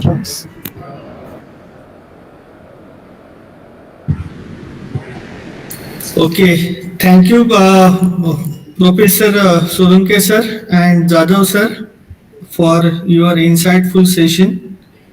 I think participants hopefully get the insights. Definitely, we are in a connects with each other via WhatsApp group and session mail IDs. Whatever the difficulties in coming future, we are here to solve together for the optimization techniques. Now it's time to take a break for the lunch. There is one hand raise from the one participant. Let me take it. Ma'am, please unmute. Who raised the hand? Sir, can we get the presentation PPTs? Definitely, ma'am. Afterwards, after completing this workshop, by next 2-3 days, we will share the presentation and learning material to the participants. Right? Okay. Thank you, sir. Thank you.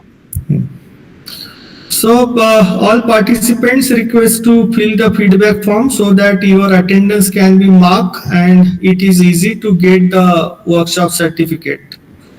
Now we will stop the second session. Now we will meet on 1:45 for hands-on session by Dr. Kulkarni from NIT Silchar. So once again, thank you, Professor Jadhav and Professor Solanki, for your session. And if there are some requisite for hands-on session by both of you, please give the instructions to the participants so that they can ready for the hands-on session. Okay, can we left? Yes, sir. Yes, sir. Okay, thank you very much. Thank you. So thank you, participants. We will meet on 1:45 sharp on the same link. Till that moment, take care. Thank you.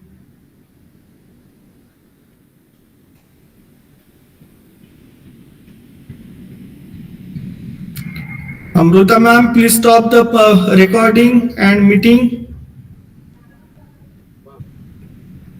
Swati Patil madam.